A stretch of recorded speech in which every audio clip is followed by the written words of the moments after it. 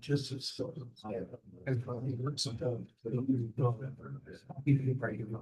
Jesus.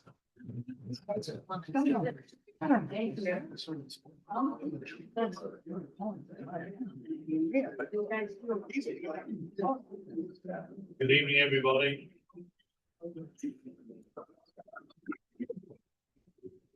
I would remind you to put your cell phones on silent or vibrate as I call this Town Council special meeting to order for February the 2nd, 2026 at 6 p.m. If you'd stand for the pledge and remain standing for the invocation. I pledge allegiance to the flag of the United States of America, to the republic for which it stands, a nation under God, indivisible, with liberty and justice for all.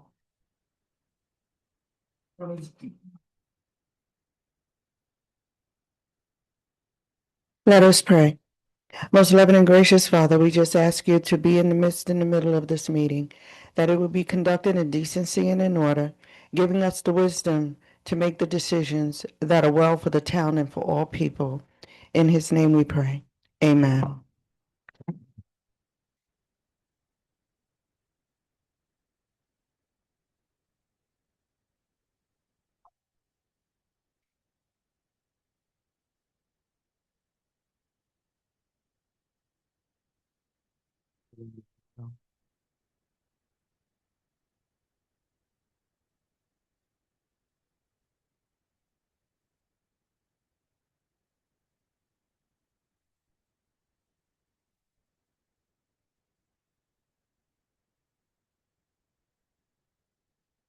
Mayor Pro Tem Everline, before I start, will you please unmute? You need to hit *6 on your phone.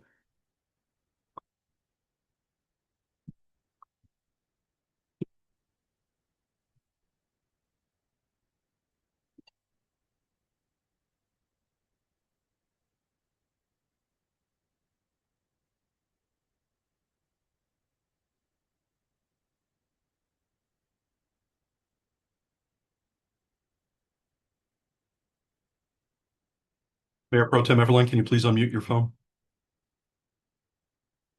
*6.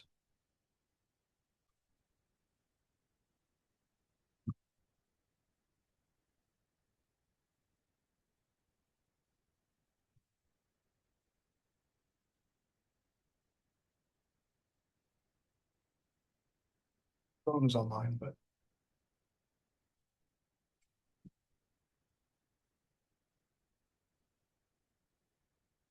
Councilor Arnold?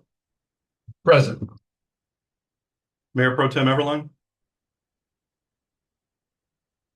You need to unmute if you're online. *6 on your phone.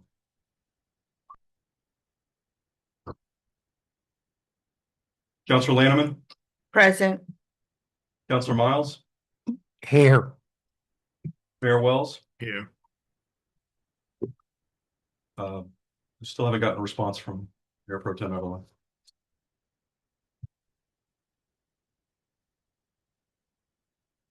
Well, we have a quorum.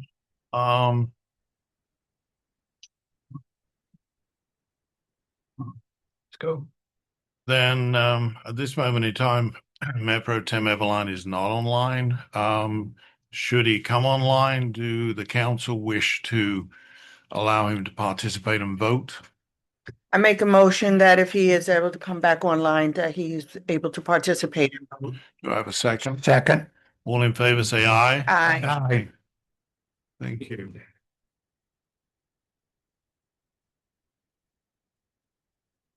Well, good evening, everybody, again. Thank you for coming out and braving the cold. I know this is an emotive subject that we have going on tonight.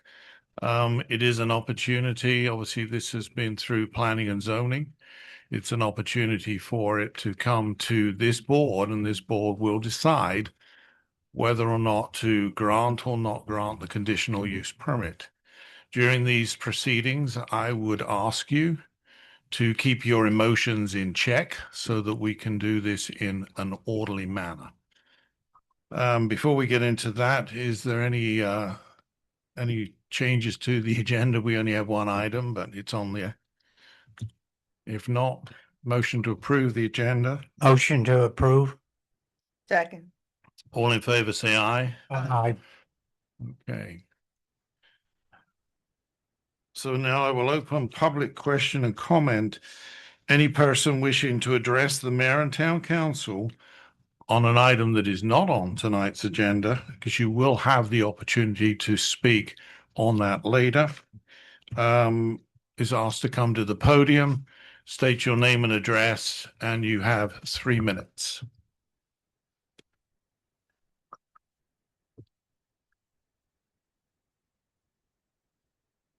Marie Galelli, 1104 North Tangerine. Tim Eberline's actually calling me. Should I answer him? That wasn't why I walked up here. Status on the diner Pancake House. I hear conflicting things on what's happening. Have the parking spaces been approved? Has it been taken care of? Counselor Everline, we can hear you now. Okay, I tried about 35 times, star 6, and it never goes through. We can hear you now. Sorry, Marie. So, the latest status of that was that they had paid their SEAC fees, their fees that they had to pay to the CDD to reserve the wastewater capacity about a week ago, and that allowed them to finish their plumbing permit. So I do not know if they've come in and picked up their plumbing permit at this point, but they just paid for the wastewater about a week ago. I asked about parking spaces. Sorry, parking spaces, they have been invoiced, I believe. But if they have received that invoice, it has not yet been paid, but that's not holding up any further steps. That would just be double checked at the time of a certificate of occupancy at the end of the process. So that. So what's the next step that needs to be done? Presumably they have a lot of remodeling to do.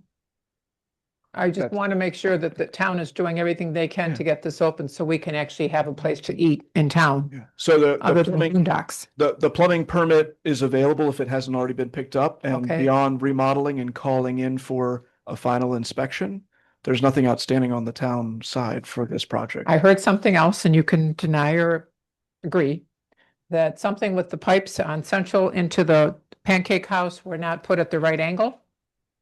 So with the wastewater pipes, so I don't think it wasn't that they, and the public works director could speak more to that point. I don't think it's that they were not put in at the right angle. I think it's just that individual had to approach their connection a certain way, not the other way that they thought they could connect. Well, isn't that on the town and the Beasley or whoever that's not on the part of the cowherds to decide that? Just to clarify, so there's the main connection on the alley. I believe the applicant wanted to tap into the main that comes under the street, Mhm. which was not actually an option. They have to connect on the alley side Really? based on the Okay. beyond Well, my I'm just saying, I didn't know understanding that. of wastewater, but that was the confusion. They thought they could go a little closer, Okay, but they needed to tap in on the main. okay. I want a coffee house in town. Thank you.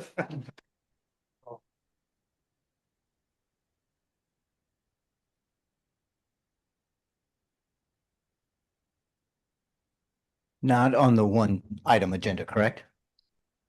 Farmer Banks, Helfrich, I live in the Clay Road District, South Lake County. Farm tip of the day, you can put your spring garden starts into cups now before you can get them out there. Such as beans, peas, squashes, cucumbers, watermelons, cantaloupe, honeydew melon, to name a few. Mayor, council, distinguished guests, pig farmer Heidi explained to me few months ago, that she could not get a conditional use permit from Lake County. She was approved by the USDA, she was approved by the FDATs, however, it was Lake County that she had problems with. She spent thousands of dollars and roughly 4 years attempting it. I pulled her aside and I said, let's see if we can maneuver through government. First thing we did was got on the phone with Sean Parks, our county commissioner. After 17 minutes of talking to him, that led to me reaching out to a lawyer friend who works within government and land use. He connected Heidi with Meg at the Planning and Zoning Department in Lake County.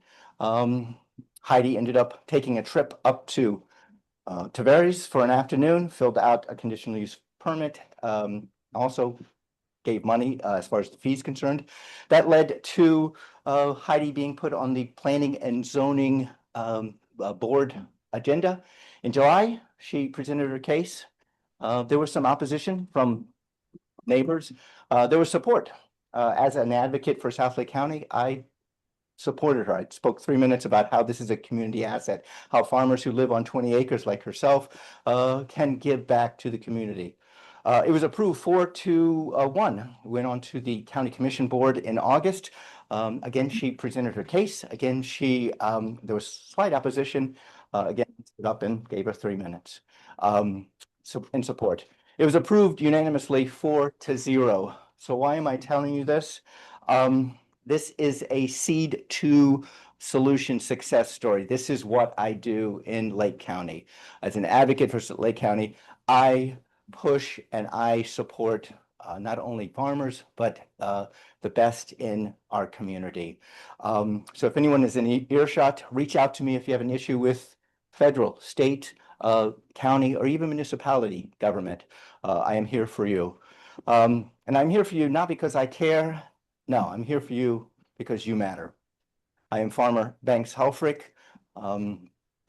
advocate for South Lake County, candidate for State House District 25. May you all be blessed. Thank you for allowing me to speak.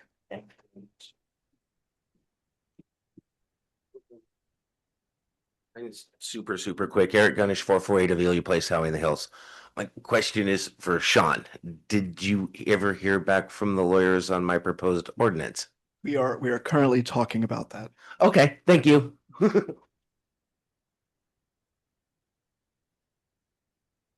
What was his proposed ordinance? It was to eliminate HOAs. Wow, go for it. You know, it get governors and state legislators for that. Is there any other public comment? Then I'll close public comment. We have nothing on the consent agenda. So we will move on to the public hearing part of this evening. Consideration and recommendation. Venezia commercial conditional use submittal. Before we get into that, we know that there are people that are opposed to this project, and we know that there are people who are in favor of this project. But this project has to take a process, and it is not for this council to approve it or disapprove it based on their own opinions. So with that, I'm going to pass it over initially to our attorney, who is going to read what the process has to be and what has to be taken into consideration for this council to come to a conclusion. Once that is done, I think Sean will probably bring the developer to make his presentation. Following that presentation, it will be open to the public to speak on that. Now, bear in mind that our rules of order give you 3 minutes each, but in total it gives 30 minutes.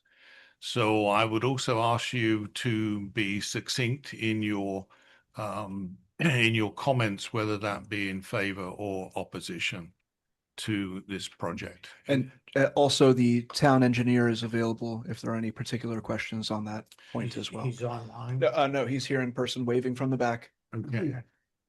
So Don Griffey is here. We're also pleased to welcome April Fisher, who is the town planner, and of course, our esteemed attorney, Heather Ramos, as well. To you, Heather. Thank you, Mayor. So earlier today, I emailed each of you a memo which talks about the process and the standards for quasi-judicial public hearings. And I thought this was important because this is not something that you do routinely. So I just wanted to highlight what it is that you should be looking at this evening. And I also wanted to put some things in on the record, and then the folks in the audience can also hear this. So with respect to a quasi-judicial public hearing, that's what you're going to be doing tonight for the Venezia project. The town council must apply the criteria in the town's code to the project, as opposed to the town formulating policy, which a lot of times that's what you do. The decision to be made must be based on the evidence presented this evening. During the public hearing tonight, the town council should consider and make a decision based on the competent and substantial evidence with which is presented. The town council should not take into consideration the popularity of the request. Now, in your memo that I gave you, there's a pretty long definition of competent and substantial evidence, but in sum, competent and substantial evidence is more than an opinion. It is fact-based testimony which provides a substantial basis from which the fact at issue can be reasonably inferred. It consists of relevant evidence that a reasonable person would accept as adequate to support a conclusion and must relate to the merits of the application. This may include the factual testimony of residents and the opinion testimony of experts. Recommendations of the town planner constitutes competent substantial evidence. And who has the burden of proving this, the competent substantial evidence? Initially, the applicant has the burden, that's the Venezia folks, of proving evidence that the project complies with the town's rules and regulations. If this can be reasonably demonstrated, then the burden shifts to the town or those objecting to the application to show that the application doesn't meet the applicable criteria. So the mayor highlighted a little bit about the process this evening, but we're going to go over now. One thing that is always a good thing to do for quasi-judicial public hearings is for each town council member or planning and zoning member or whatever type of body you have to disclose whether he or she has had communications regarding the application tonight. This provides due process for the applicant to be able to refute things that you may have heard and allows them to address those issues. And after that, that's my recommendation for the first thing. Anyone who will present facts, opinions, or evidence will be sworn in by John as a witness. The town planner will make a presentation. The applicant and residents may ask the town planner questions, and the applicant will then present evidence and witnesses. The applicant may be asked questions by the town planner, the town council, and the residents. Then the public will be allowed to speak. Rebuttal evidence may be provided by the town planner and the applicant, and then closing statements will be provided. And then a decision is made by the council. The town council, per your code, will approve, disapprove, amend, and approve the proposal or approve the proposal with conditions. That's all in your land development code. In approving a conditional use, the town council may attach appropriate conditions to ensure that you are compliant or that the project is complying with the town's land development code. Such conditions may limit the uses, the size or use of the structure or characteristics of the operation of the use, or may require buffering, landscapes, or other improvements that are not normally required. Conditions may also require periodic review of the use. And one condition that is required is a date by which the approved conditional use must be implemented or expire. And if anybody has any questions before we get started? Do you want us to disclose now whether we have had? Yes, that's a very good idea. And it's just to be able to give the applicant an opportunity to say that's not true, or here's the reason that, or, here's what we will be doing, that kind of thing. That it provides them with due process to rebut or refute something you may have heard. So you're saying if we've been contacted by people in the community? Absolutely. Oh, okay. Oh, okay. That's what I needed clarity. Yes, I'm sorry. Yes. Okay. Well, I'll go first. Sure you can. that. I had never met the applicant until Friday of this week. He contacted me 3 times and asked for me to come in, and I did come in, and he presented his case factually to me on Friday morning of this past week. It's the only contact I had with him because I went through the town manager in conversations back and forth to set up the meeting. I have been contacted by 4 individuals in the town three of whom were opposed to the project and one was in favor of the project. And that's the limit. I did not attend the planning board or any other prior items. I did read the agenda item, and so I know the information that's in that. John? I did attend the P and Z, just Microphone, please. so I attended the P and Z meetings, both of them, just to get an idea of what the topic was. I have been contacted by 4 people on email and 2 in person. 2 were in favor. So that leaves 4 who were against the project. Some pretty good information presented in one of them, which allowed me to go do a little bit more digging, finding out some information. And I did get contacted by Ron and provided a few tidbits of information that he said is going to be provided tonight for us. So there you go. That's it. Renee? Yes. Yes, I have had communication with the applicant, just similarly with my colleagues in regard to what we're all going to see tonight, to understand what this project is going to look like, and pretty much everything that will probably be presented here tonight. I was communicated with one resident. That resident was opposed, but my conversations have been with that resident because they wanted to know how I was going to vote. I said, I don't know. We're all going to be presented with that information tonight in a public meeting. And that is the extent of other than I see 2 emails, but I didn't communicate with those individuals. And that's the only communication I've had in regard to this subject matter. Mayor Pro Tem Eveline, are you on? Yes, can you hear me? Yes. Okay, I attended both planning and zoning board meetings, and I have spoken with one member of planning and zoning. I have been contacted by about 4 residents in town. All of them except one were opposed to it. One was in favor of it. I did receive a few emails from people. I was also contacted by Ron Roberts, who wanted me to come in and meet with him, and I would gladly have done that. Unfortunately, I was out of town all week, so I could not meet with him. And that's the extent of what I did. Thank you. I also was requested to meet with Ron Roberts, which I did. Sorry, I can't give you the date, but it was several weeks ago, where he presented most of what we're going to see tonight, although I did get more information come to me late this afternoon, which I've also read through. I did not attend the planning and zoning board meetings, but I did listen to one of those meetings from home.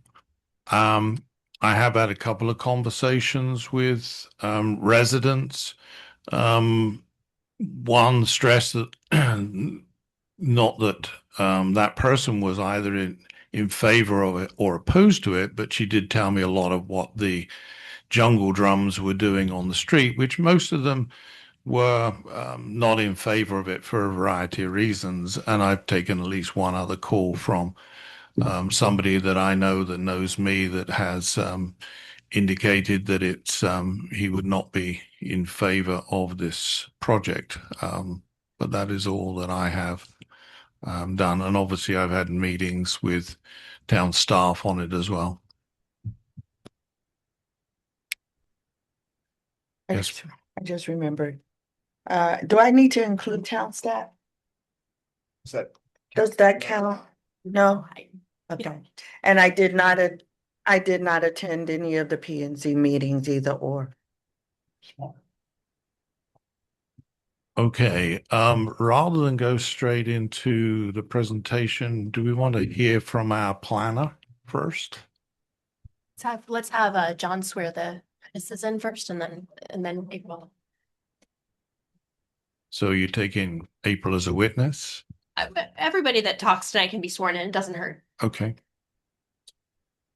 You want me to swear everybody in collectively? Absolutely.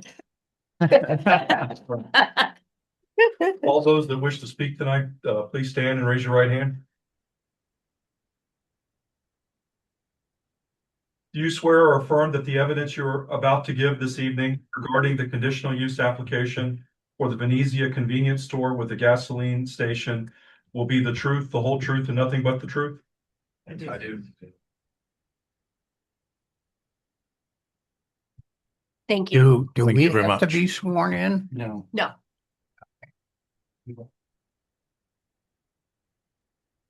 April, to you? Thank you, Mayor and councilors. I'll briefly go through my staff report and be glad to answer any questions that you may have about it before the applicant speaks to you. So this is before you tonight because it's in the Venezia North and South Planned Unit Development. Within the development agreement for that, the commercial tracts have to follow the neighborhood commercial zoning district standards of the Land Development Code. And within those standards, it requires that a gasoline station with convenience store or convenience store with gasoline sales must go through the conditional use process. So it has been before the Planning and Zoning Board. The Planning and Zoning Board recommended denial based on the finding that it does not meet the character of the surrounding area. So just to briefly go through my analysis, what I did is I went through the criteria for a conditional use, which the town attorney mentioned previously, by which a finding should be made. And so my recommendation is for approval based on the analysis of those conditional use criteria. The application complies with the standards identified in the Land Development Code in all respects with the setbacks, how the site is laid out, the size, and then looking at how it could conform to the character of the area. That's how I developed the conditions that I thought would be fitting to preserve the character of the area. So I'll go through those conditions with you as part of my recommendation. So one of those is lighting standards. So the Land Development Code says that you cannot have any light spillage that exceeds 0.2 foot candle measured on the residential parcel, not less than 10 feet from the parcel boundary. So because this site does abut residential, that would be one of the conditions, is that the photometric plan which they provided just be updated to make sure that it complies with that requirement. The next item is with respect to architectural elevations. Of course, usually an application would go before the Planning and Zoning Board again with their architectural elevations. At this point, the applicant has provided you all with architectural elevations. So if you like the elevations that you see, you could incorporate that into this conditional use approval, and they wouldn't have to go back before the Planning and Zoning Board, or you could ask them to do something else. But I did want to memorialize those architectural elevations would need to be approved. But you can do that tonight. They wouldn't have to go back to the Planning and Zoning Board. The other consideration is with respect to a buffer. The code does require a buffer between the commercial tract and residential. So we took a look at that with the applicant. And one of the things they have proposed for you tonight is actually a design of a proposed buffer. So I provided specific language in here, but you can negotiate that with the developer if it's different than what I've indicated. They've also indicated that a portion of natural vegetation is to the rear of the site, and they would like to incorporate that. There's really only a smaller portion towards the front that directly abuts the residential, and that's where they're proposing a buffer that they will go into detail with you about. The final item, which is a requirement for a finding, is the time frame. So in my staff report, I identified that the approval would be within 1 year of the I'm sorry, the requirement to have the permits obtained would be within 1 year of the approval of a conditional use, or it would expire. This is also something that you can negotiate with the applicant. If they feel like 2 years would be better just to buffer any outlier thing that might happen, that would be okay too, if you chose to do that. Um, so that is the extent of my staff report. I'll be glad to answer any questions that you may have. And I know that the applicant would like to provide you with this information as well. Thank you.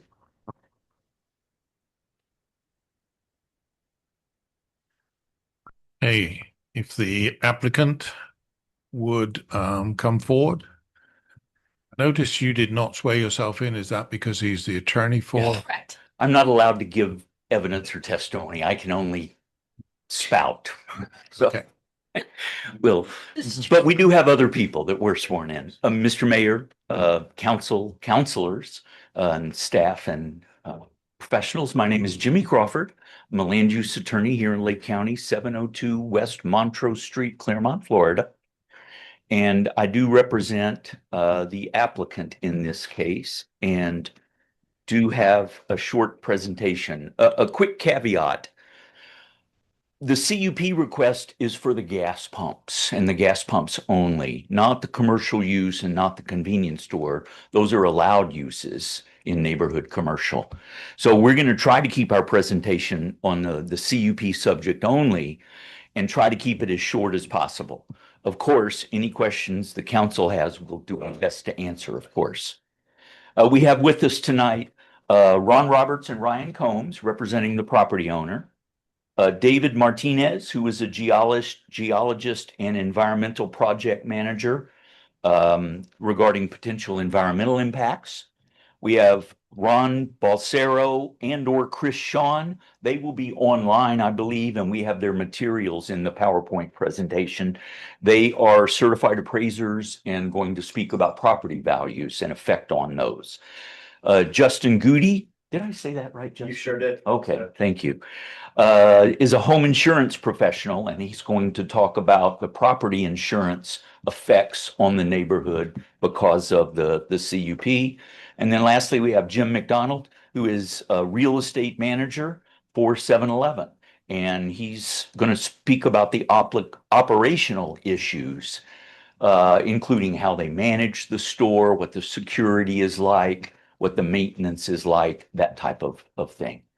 And we think our presentation and the evidence before you tonight will show that we meet or exceed all the town CUP requirements, which is really that the question before you is. With that, I would love to go into the PowerPoint if possible. John.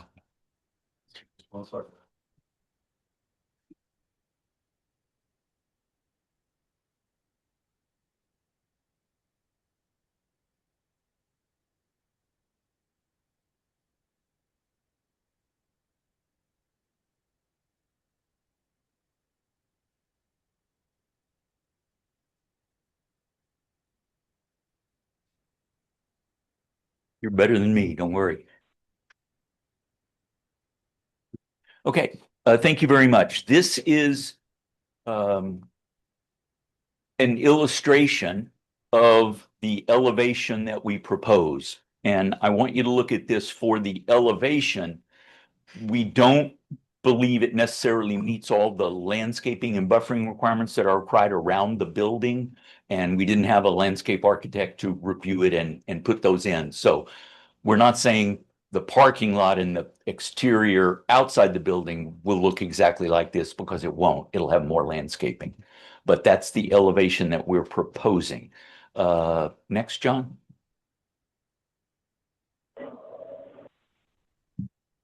That's the indoor. Those are actual pictures from a new 7-Eleven. I believe the one that just got completed in Groveland. Just showing the modern nature, and that while it's not a good coffee shop or sitting down place for that. It has plenty of food options for people who are on the go to run and grab. I personally recommend the apple fritters hugely. I diabetic, I can't have them anymore. But I'm sorry, next slide, John.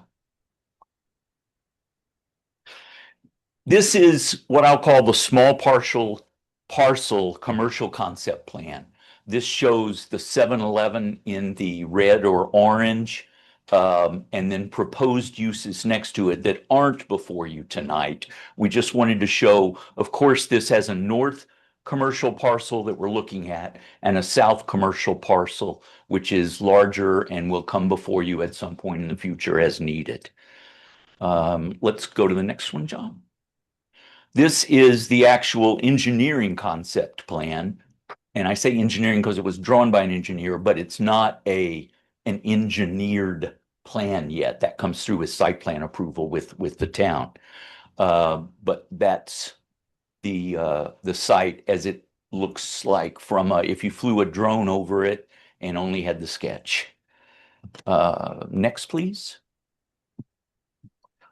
This is a photo of the vacuum cleaner at the new 7-Eleven in Groveland. I'm not sure exactly why it's just of the vacuum cleaner. Oh, it's a video. I'm sorry. Can we push play? That makes a lot more sense. Yes.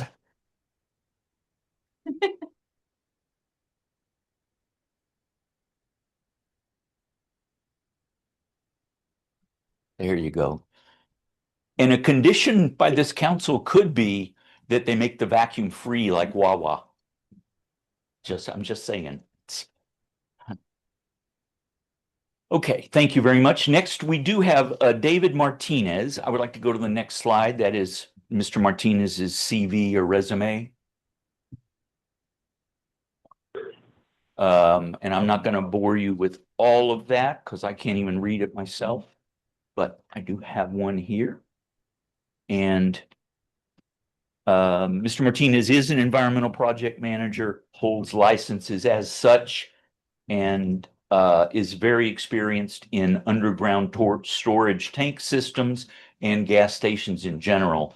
And I would like Mr. Martinez to come up, who was previously sworn, and talk a little bit about the environmental concerns that we heard about at P&Z.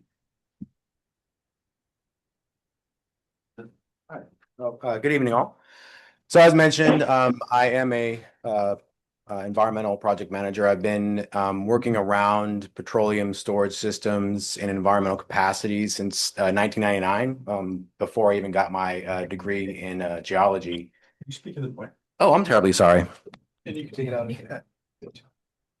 Okay, I can do this. So as I was saying, I've been in this industry since 1999. My role here tonight is to simply provide some of the facts and the description of the environmental side of this development and some of the implications therein.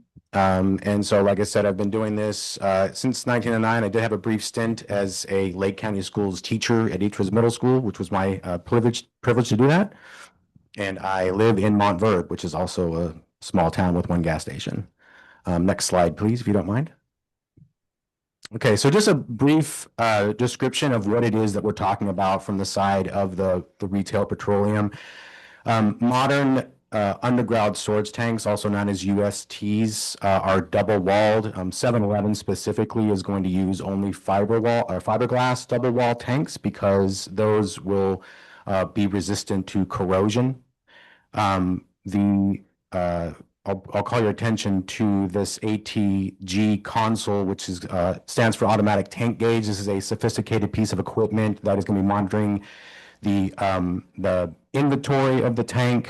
This is being monitored in real time, 24/7. So if for whatever reason the inventory is not lining up, bless you, is not lining up, the store staff will be notified immediately.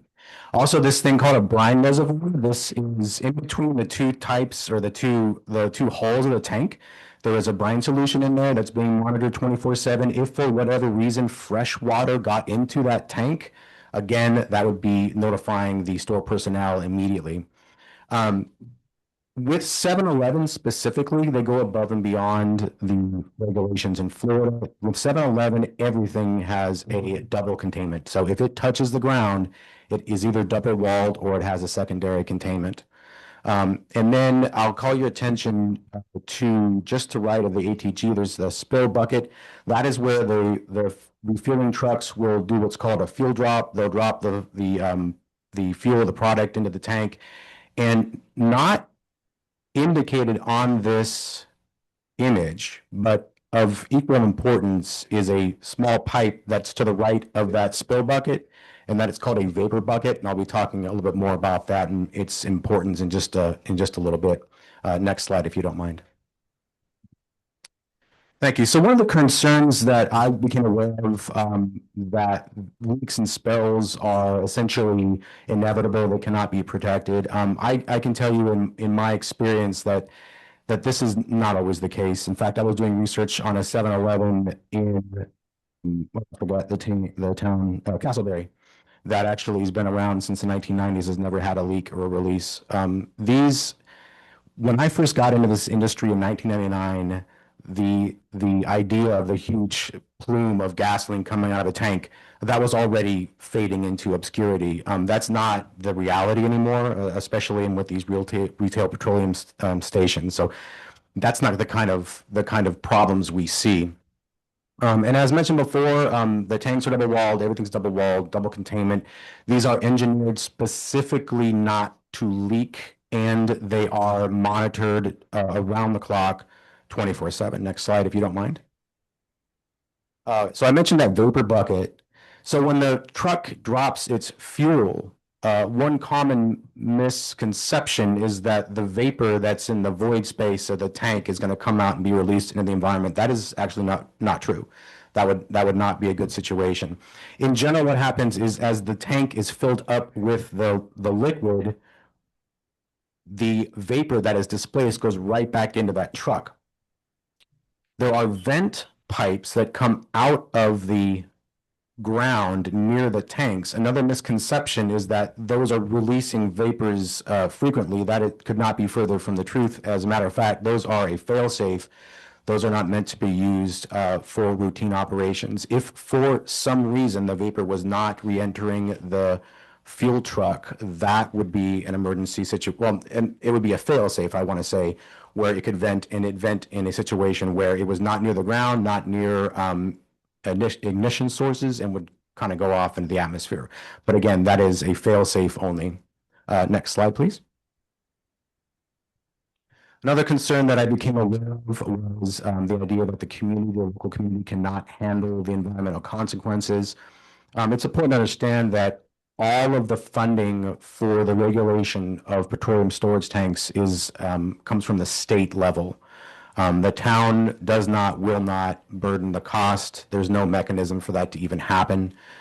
Oftentimes, the state will take and delegate tasks to the county level for the maintenance. It's really quite common, actually, for the maintenance and maintaining of the system to do their periodic checks. But even at that case, the bill is still fitted by the state. It doesn't go to the local level.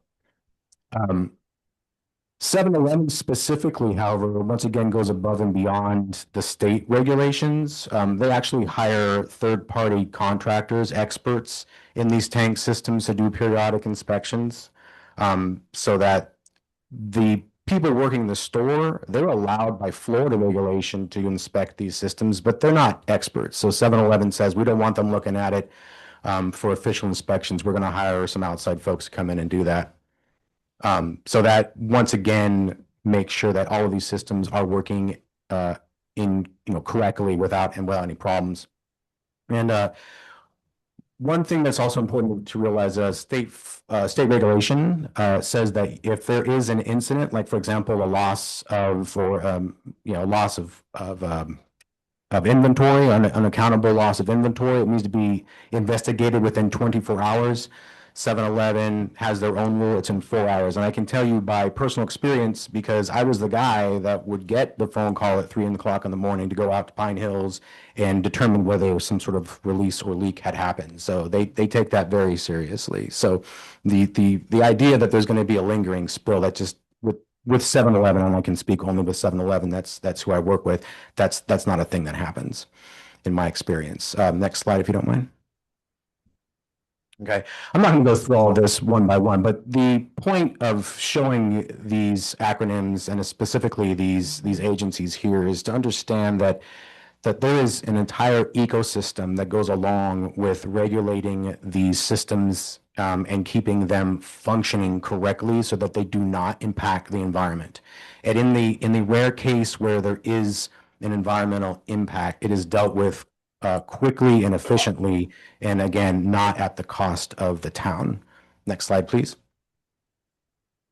And these are just some of the acronyms that we can, if anybody has any questions about, we can talk about. I think the big one is the FAC at the bottom. That is the Florida Administrative Code, and that is the kind of the regulations that govern the petroleum storage system. And next slide, please. Okay, that's all I have. I have one question, David, if I can. When we talked about the fuel vapor recovery, one of the things that I have heard concerns about is at the pump when people put gasoline into their cars, that vapor escapes. Is that an issue? I know that it was in the 1980s, but yeah, thank you for bringing that up. Yeah, I remember having a old truck. Yeah, right. When the 80s, that when you filled up your car, it was just a hole that you put the pump nozzle in. That's obviously no longer the case. Ever since the year 2000, the EPA has required that every new car in the United States has its own vapor recovery system. So when you pump gas, the vapor isn't going up into your face. It's going back into the car. So yes. So any car that's 25 years old or newer would have that vapor recovery system. Correct. In. That's absolutely correct. Yeah. Okay. If the council has questions now, we'd be happy to have David answer them, or we can save them to the end and you can just ask us all, whatever you would like. Where'd you get your degree from? My degree is from UC Davis in California, University of California, Davis. Yeah. Okay. The picture you showed us shows 6 pump locations. I assume there are 2 pumps on each location, 1 on each side. The picture you showed at Groveland has 8 pump locations. Will we have 6 dual pumps or will we have 8 like Groveland? Right. It is 6 dual pumps. The 8 pump situation at Groveland was negotiated through their planning and zoning process, and we've only applied for 6 and only want 6. Does that include the proposed diesel fuel? Yes, those will be at the same pumps. It's just a separate. And as we might talk about a little bit later, it's not diesel designed for trucks. Our canopies don't handle that. It's designed for local residents and their diesel needs. Doing some reading up on diesel trucks with the DEF now that the more modern ones have to use. We wouldn't have the facilities for that at all. No, they need to go to Buc-ee's. Yep. Any other questions, or we'll zip along? And of course, if you come up with any later, he's not going home until midnight. So, all right, thank you. Okay, is it Ron Balsero next? Mr. Crawford? It is, if he is online or available. He is. Good evening. Hi, good evening, Mr. Balsero. My name is Jimmy Crawford. Can you hear me okay? Yes, I'm going to be doing most of the speaking. Mr. Balsero is just getting over a cold and the flu, and his voice is kind of weak right now. So he's here. I'm right here. Okay. I hear that. And this is Chris Shawn who's speaking? It is, yes. I'm Chris Shawn. I'm the senior associate that worked for Balsero and Associates. Okay. Well, we have up 2 pages of resume, which I don't think are terribly important to go through in great detail. But I know Mr. Balsero has been working since the early 1970s as an appraiser of both residential and commercial properties. Right. That was a yes, I'm sorry. It Okay. is, yes. For you. And Mr. Sean, are you a certified appraiser? I'm not certified. I'm supervised by Mr. Balsera. I'm licensed. But I've been Okay. doing this for 20 years, and I've worked for nothing but MAIs and SRAs my whole entire career. Okay, well, thank you very much. Then let's go to the next slide and then just skip that one real quick unless the council has questions. So I'm looking at a slide right now that is a letter or at least a memo signed by Mr. Balsero, dated today. Can you just go ahead and discuss this for me instead of me sitting here asking you dumb questions? Sure. So we were contacted in order to give an opinion on support facilities and their impact on property values.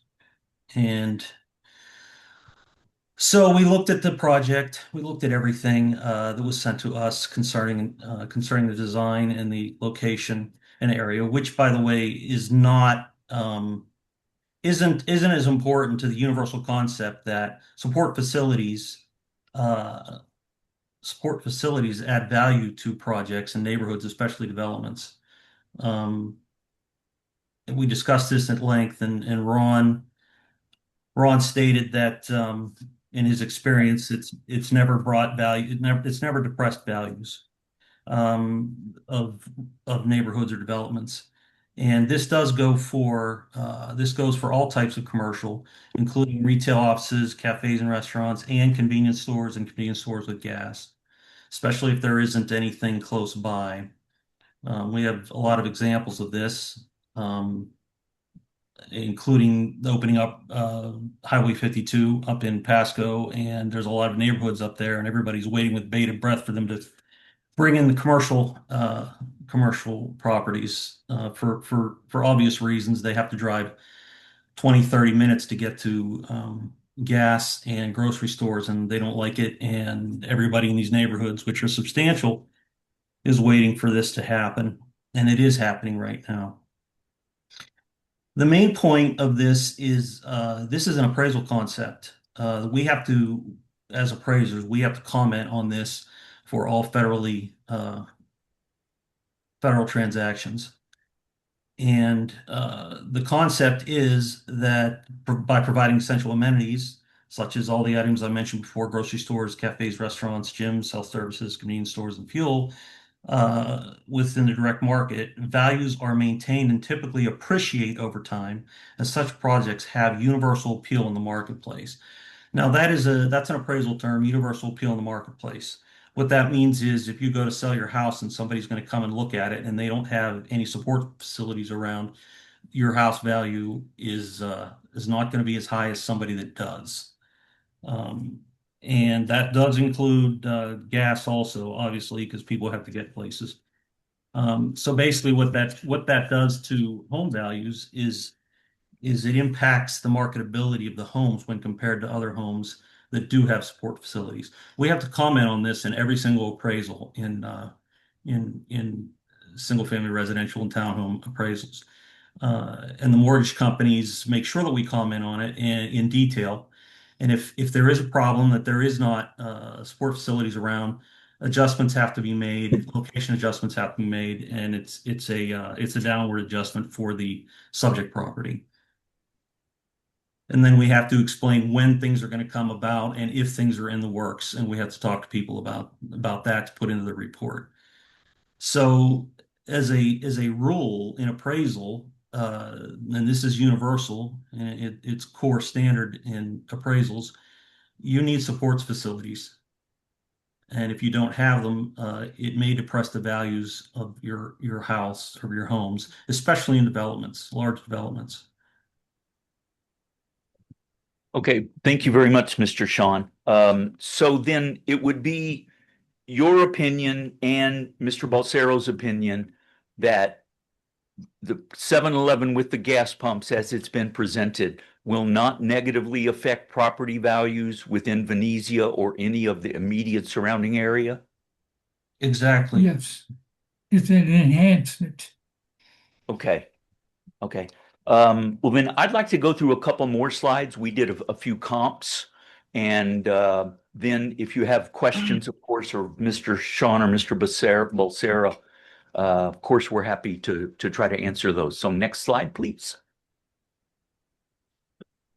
We put together some photos and some analysis of other convenience stores that are located within developments and abutting residential developments. As you can see, on the left, the red is a new convenience store with gas. There's multifamily directly behind it. There is multifamily catty corner to the upper right-hand facility. And there are townhomes immediately abutting the one in the lower right-hand corner. Next slide, please.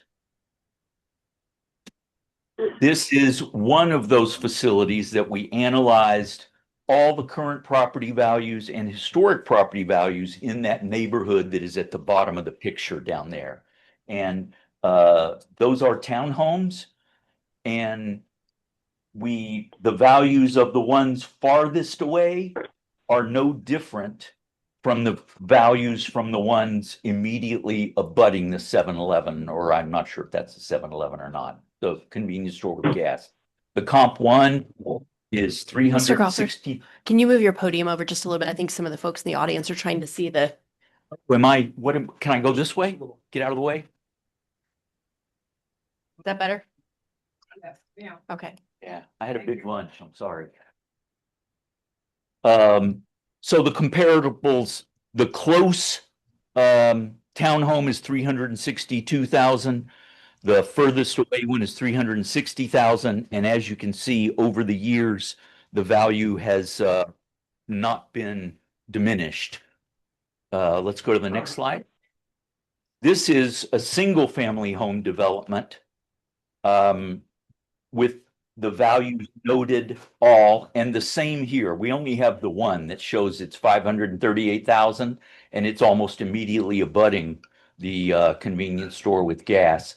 That is in line with all the other values which are shown there, and I'm not going to take the hour and a half to go through each individual one, but they are in the record. Next slide, please. This shows that home with the distances from that home to the gas pumps and the store. And I believe does this one have The tanks. the tanks? Okay, all right. So 250, 196, and 130 to the actual store. Let's go through the next slide quickly because it is simply more photos of convenience store along with residential of different types, and the values would show the same. And next slide, please. Just more of the same, showing the numerous situations of townhomes, single-family homes, and multifamily adjacent. Where is our slide with the distances on us? It was on the previous one that you showed. It was one side on left, one side on the right. All right, I'm So sorry. back up. So we need to go back 2 slides. I'm sorry. Oh, is that us? Yeah, the one on the left. Oh, okay. Never mind. So yeah, we are 250 to the storage tanks, 196 to the canopy for the gas pumps, 130 to the 7-Eleven closest corner. This is from the closest townhome.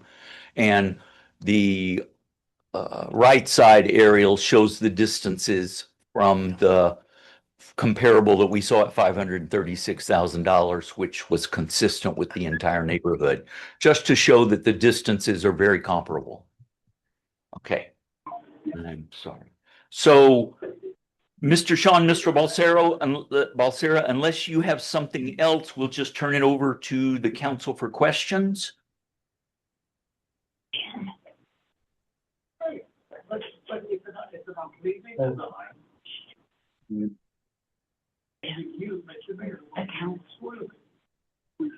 Certainly.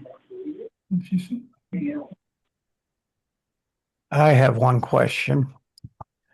Um, have I've actually seen this happen before, but can you describe what happens when somebody drives off with a hose stuck in their car and it pulls the hose off of the pump?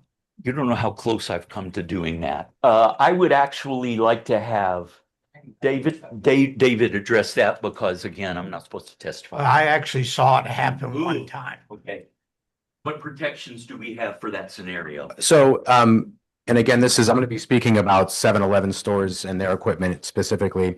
They have cutoff valves that is, as soon as the hose disconnects, there's a valve that shuts off the pump. So you're not going to get the kind of shower spray that you may have seen at a 7-Eleven. They have a fast connect that it's. Now, as a matter of fact, the one I saw nothing except for the hose fall off it. Then it would have been working correctly. Yeah. I see. So only the gas that is already in the hose, or is it the cutoff at the actual clicker that you put in? So that's a great question. That I don't know the answer to. I do know that the important part is the cutoff to the dispenser itself. Any product that would have been in the hose that was attached to the car would have been de minimis, meaning it's not cause for concern or investigation. So if there was a spark and a fire, it would only be that limited amount of gas. Are the pumps in the area designed to withstand that if it happened? So that is a good question, and that is beyond my area of understanding. Yeah. I can tell you in my experience, working since I've never heard of that happening. It's actually sort of rare to get gasoline laying around to catch fire because it vaporizes so quickly. Which is why it's such a good fuel. And so it may be on the pavement, but after a few minutes, it's gone. So it would be rare for something. Say again? Not even that long. It's just a few seconds. Yeah. Next we have Timothy Goody, who goes by Justin, and he is a home insurance professional. He is a licensed property and casualty insurance professional with over 6 years of experience as an career insurance agent, specializing in the placement and underwriting review of homeowners insurance. He holds an MBA from St. Leo and has worked directly with insurance carriers on risk evaluation, pricing considerations, and underwriting guidelines. He's also served as a home insurance product manager for a startup where he was involved in building and managing a homeowner's insurance product from the ground up, including underwriting framework, risk segmentation, and market positioning. He's here today to provide industry-based insight into how the homeowner's insurance is rated and underwritten, and whether nearby commercial development, specifically convenience stores with gas stations, have a measurable impact on residential insurance availability or premiums. Mr. Goody? Sir. Away. Yeah, good evening. Good evening, council members. Thank you guys for having me. I will say, you can go to the next slide. I don't have any cool pictures or graphs. I'm really sorry about that. Insurance is quite boring, so you just get to listen to me talk here for a few minutes. Like he mentioned, Justin Goody, experienced insurance professional, current Florida sales agent. I represent up to 15 different home carriers at a time and have written and helped underwrite thousands of home policies in my career. So today I'm going to talk about how homeowners insurance premiums and insurability are determined, with a specific focus on whether proximity to retail fuel and convenience store has any measurable impact on residential insurance availability or pricing. The information reflects standard underwriting practices that I've seen in my own experience in the insurance industry, and is not intended to advocate for or against any specific development project. So let's start with your insurance premiums. I know that's probably what everybody's the most worried about. Homeowners insurance premiums are calculated using a combination of property-specific characteristics and broad geographic risks. Those commonly include the replacement cost of the structure, right? So how much are we insuring? The construction type, right? So is it made out of wood frame or is it made out of blocks? How old it is. So is it, pre-2000 building code or post-2000 building code? The roof characteristics, distance to fire protection and emergency services, historical loss data, and exposure to natural perils such as wind, hail, wildfire, and flood. Premiums are not based on the presence of an individual commercial property at all. Rating territories are established at an extremely broad level. It would never be hyper-specific to one commercial property. And they rely on aggregated loss data over time. That's very important. So standard homeowners insurance underwriting practice proximity to a single retailer commercial development does not independently affect premium calculation or insurabilities. Insurance carriers just don't apply surcharges or restrictions to a residential property based on the adjacency to a fuel facility. In regard to a fire explosion risk, like we heard about earlier from Dave, modern retail fuel stations are governed by extensive federal and state regulations. So from an underwriting perspective, those risks are isolated to that specific commercial property and addressed through its own commercial insurance property policies. Basically, the insurance on the gas station might be a little bit more expensive because they have gas tanks there, but that's not going to translate out into any other properties or any residential properties. So in regard to crime and liability considerations, insurance carriers evaluate crime-related risks using broad statistical trends across defined territories. A single commercial location does not materially alter underwriting assumptions unless sustained loss activity is demonstrated across a wider geographic area. So again, one singular store would not have an impact over premiums. So based on standard underwriting guidelines, and you can go to the next slide, just more words. So, yep, really fun. Based on standard underwriting guidelines, proximity to a retail, fuel, or convenience store does not render residential property uninsurable. In fact, I insure many townhomes and residential single-family homes that are close to gas stations. It's a very common thing nowadays. The homes near retail and mixed-use developments are routinely insured and provided. Now, the property itself has to meet the underwriting guidelines that I spoke about earlier. So what year was it built? How was it built? What building codes were used? How old the roof is? Things of that sort. So I think something very important to consider is that property insurance industry is fundamentally data-driven and retrospective, right? Premium adjustments and underwriting changes occur only after a sustained and measurable loss trend emerges. And typically those changes are going to require tons of regulatory approval and take a really long time. So insurance pricing does not respond to speculative or anticipated developments. An insurance company would never say, hey, there's a gas station going there, we better raise rates, right? There's got to be trends over a long period of time at a very broad geographical area, not just one singular store. So in summary, in my experience, in the work that I've done in insurance, there's no evidence that a standard homeowners insurance underwriting and rating practices to support the claim that the construction of a fuel and convenience store would increase homeowners premiums at all, from my experience. So that's really all I have. Did you have anything for me? No, I do not. The next slide is your supporting. Yeah, so the next slide is going to be some of the folks that I reached out to just to, make sure that I was going to get up here and speak correctly about, about what I was going to talk about. So the ISO Insurance Service Office, they help create all the applications that are used for homeowners insurance. And proximity to a commercial property or proximity to a gas station is not a question on any homeowner's applications or anything like that. So the NAIC, that's how you file your rates. And again, an insurance company would take data over years and years of a broad geographic area and loss trends that are happening, and then they would file that rate filing with the NAIC. So that's all I got, guys. Okay. Any questions? Did you ever address the EMO course in, where would we go, Jacksonville or Gainesville? I was in Gainesville. Was it Gainesville? What was it now? It was an emo course for newly elected council members. I just seem to recognize you from somewhere. Maybe it's the lack of socks. I'm not Yeah. That's hilarious. You're the second person today that's commented on the no sock thing. And yeah, I don't wear socks often with these loafers. It's only with these loafers, I swear. I wear socks all the other times, I promise.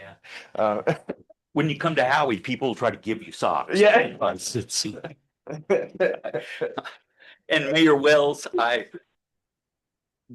love British TV shows, and I turn my closed captions on because the accent just gets me at sometimes, and I apologize.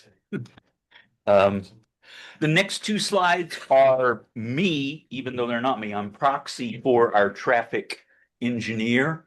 One slide was drafted by them and the other was approved by them. This came from a question or a complaint that said there's too much traffic congestion at our entrance, and this is a bad spot therefore for it. They note, traffic planning and design notes that 70 to 76% of the gas station traffic is pass by. In other words, very few people will get out and drive a couple of miles to go to a 7-Eleven. If they're going to do that, they're going to be at Publix or Aldi's or something different than that.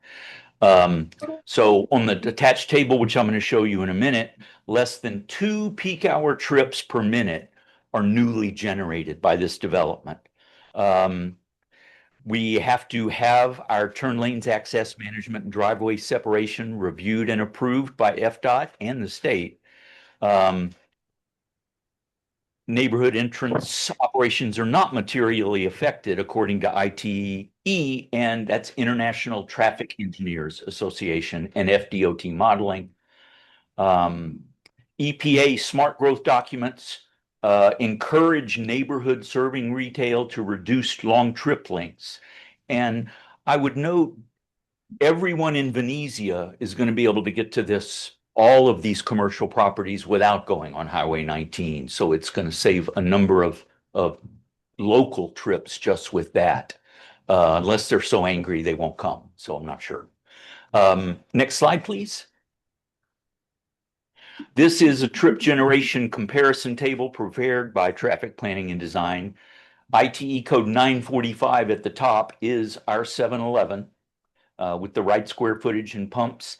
And it generates a good number of trips, 2,500 almost daily, but over 1,800 of those are pass-by trips. They were going down Highway 19 anyway.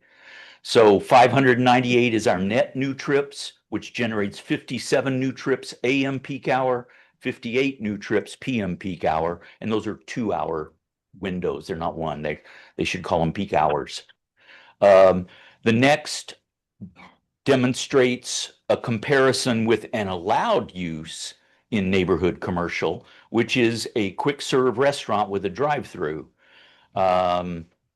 Think Chick-fil-A, actually Sonny's has drive-throughs now, so I'm not sure exactly who all that encompasses, but it generates new net trips of almost double what the proposed CUP use would generate. More in the AM and more in the PM as well. This is the point at which I should play lawyer briefly and just mention that not only do we think this shows that traffic is less with our proposal than it could be with any allowed use that we don't have to come before you for, the state has, I'm going to use the word preempted. That's probably not legally perfectly correct, but they have limited local government's ability to consider and deny projects based upon traffic generation. There's a statute 163-3180 5H1C to get that specific, and it's about yay long. I'm not going to go through it all. I would certainly defer to your attorney, who is well versed in municipal law, including these kind of things. And what it says in lay terms is that if a development comes forward and does not cause what is called a transportation deficiency in the statute, and that's defined as a drop in level of service because of the new trips. If any of these roads were operating at a level C and our traffic dropped them to a level D, we have to then agree to enter into a proportional share agreement by which we say, the traffic engineers say, yeah, we got to have a light there. We got to have a roundabout there. Then whatever percentage our trips are of that, we have to put into the prop share. If that is done, or if there is no transportation deficiency, the local government cannot deny the project based upon traffic generation. And I don't mean to be disrespectful. I generally hate this law because it doesn't really work very well. We do prop share agreements and things never get built. So the good news is here, our traffic study shows that there is no transportation deficiency caused by our project. The levels of service on the intersections and the road segments remain exactly the same. So I just wanted to throw that in. And next, we would have me again. Let's go to the next slide. Oh, no, we're already there. Light pollution. Okay, I've got this under miscellaneous.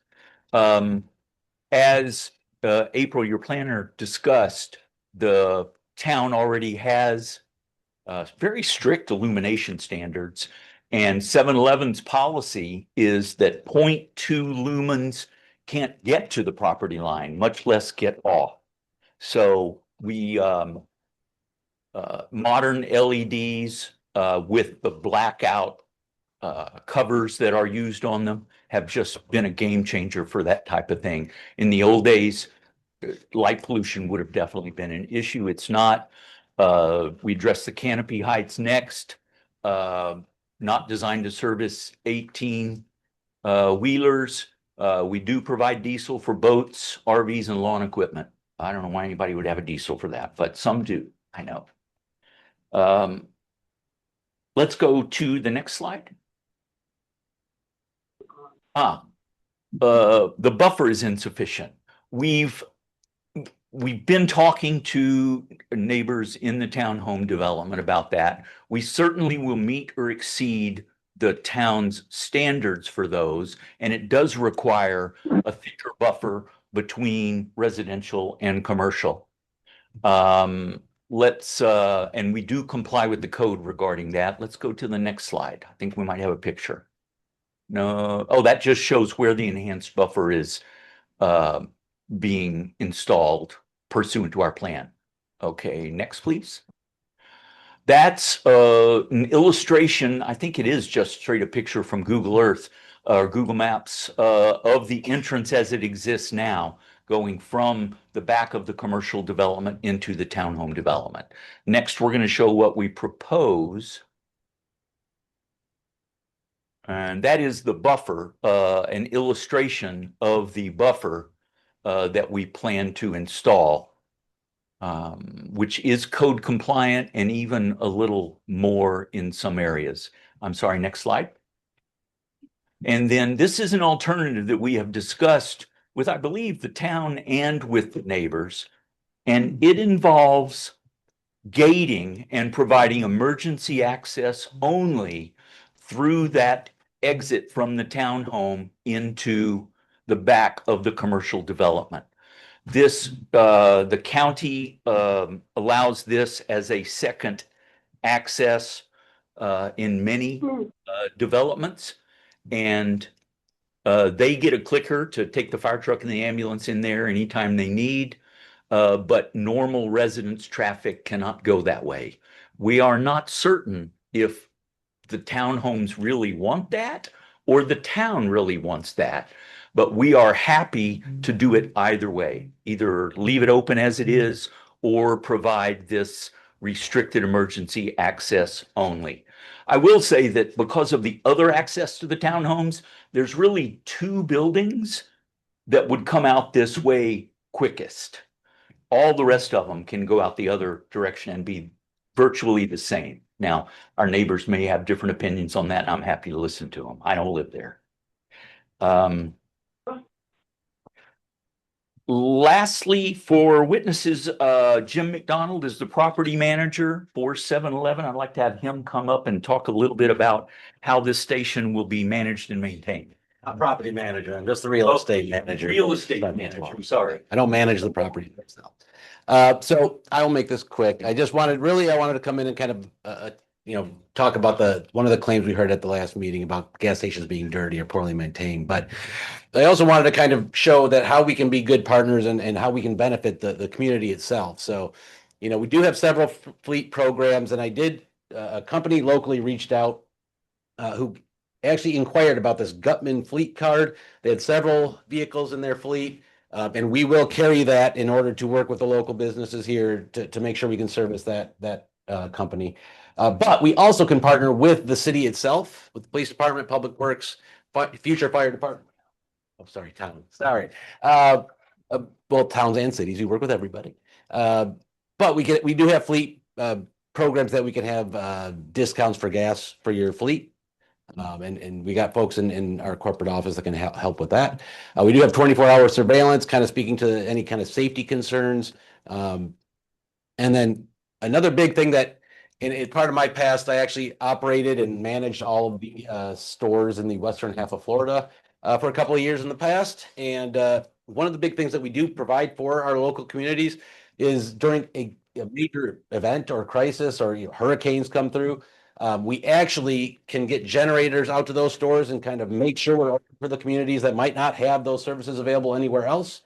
So that is one thing that we can also provide the folks if and when a larger event occurs. But as far as the gas stations becoming dirty and poorly maintained, 7-Eleven, and there's a bunch of different, trades, papers and systems of rankings, but typically we are one of the higher standard operators as far as, corporately managed maintenance schedules, cleaning protocols, branded standard inspections. What I can tell you, having been in operations, we do have a daily cleaning checklist, like in food safety checklist that we're supposed to be going through every single day. We do have a third-party inspection for both food safety and store cleanliness once a month from a third party. We also do on top of that. So we do have several layers, as well as we require the local operations managers to actually visit each store once a week and do their own kind of cleaning and safety checklists. So we've got several layers of cleaning and maintaining things. We do have our own independent maintenance department, so we're always kind of out there fixing things in as timely a fashion as we can. So, really, we do try to keep our stores clean as best as we can. There's always going to be a time where, everywhere you're going to have a bad day. Never going to be perfect, but we do have a lot of kind of redundancies in place to try to make sure we provide the highest food safety and cleanliness standards in the business.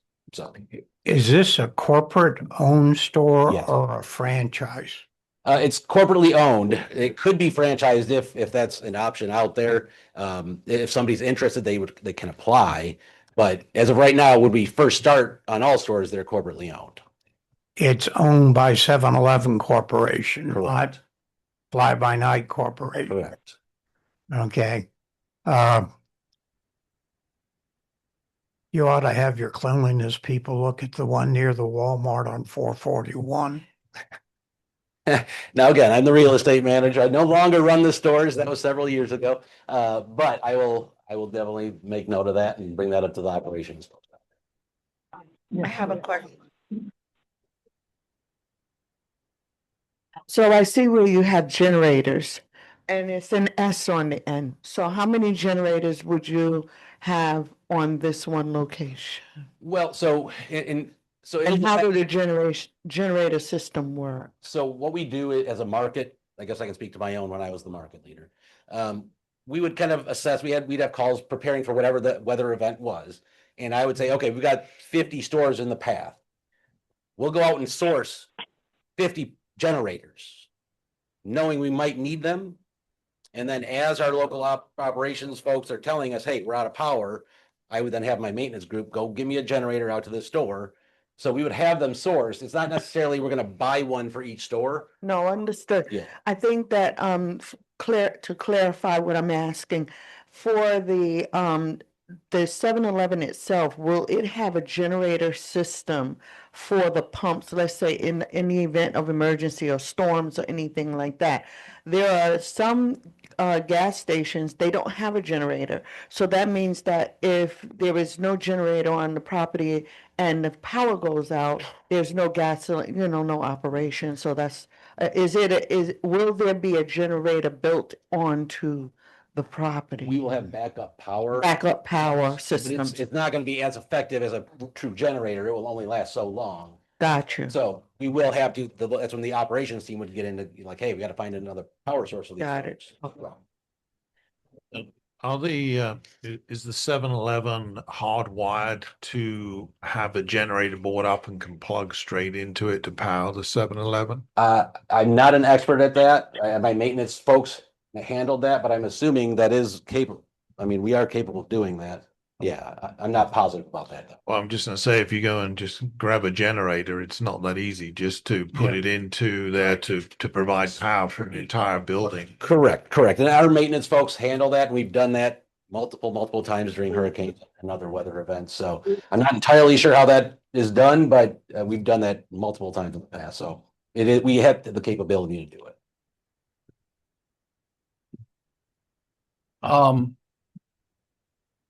So crime, theft prevention. I know the 7-Eleven has cameras around their stores, but how does that play into how the store, I guess, monitors its own property to make sure there's no loiterers, stuff like that? I mean, we're supposed to be monitoring our cameras. Our management teams are supposed to be monitoring our cameras regularly throughout the day. And our folks are supposed to be out on the lots cleaning and what have you. And we don't allow loitering. So if we see folks loitering, we are supposed to call the local police or, ask them to leave. And if they don't, then, we don't want to get our store personnel in fights or, so we got to have to draw that fine line. But if they're not willing to leave, then we escalate and call it. So the entire interior and exterior around the store are under camera surveillance at all times? I can't say the entirety of it. It kind of depends on the property and the amount of cameras each one has. So some properties, smaller ones, we have enough capability to have the entire property. There might be little spots in parts of the property, just depending on where the cameras are located and angled. And the angles can kind of change with wind and what have you. So sometimes that affects like the visibility, but typically you get most of the property, if not all. Okay. And the store personnel is supposed to be out looking, and doing stuff and cleaning and whatever, the entire property anyway throughout the day. What are the proposed operating hours of this store? Is it going to be open 7-Eleven or 24 hours a day?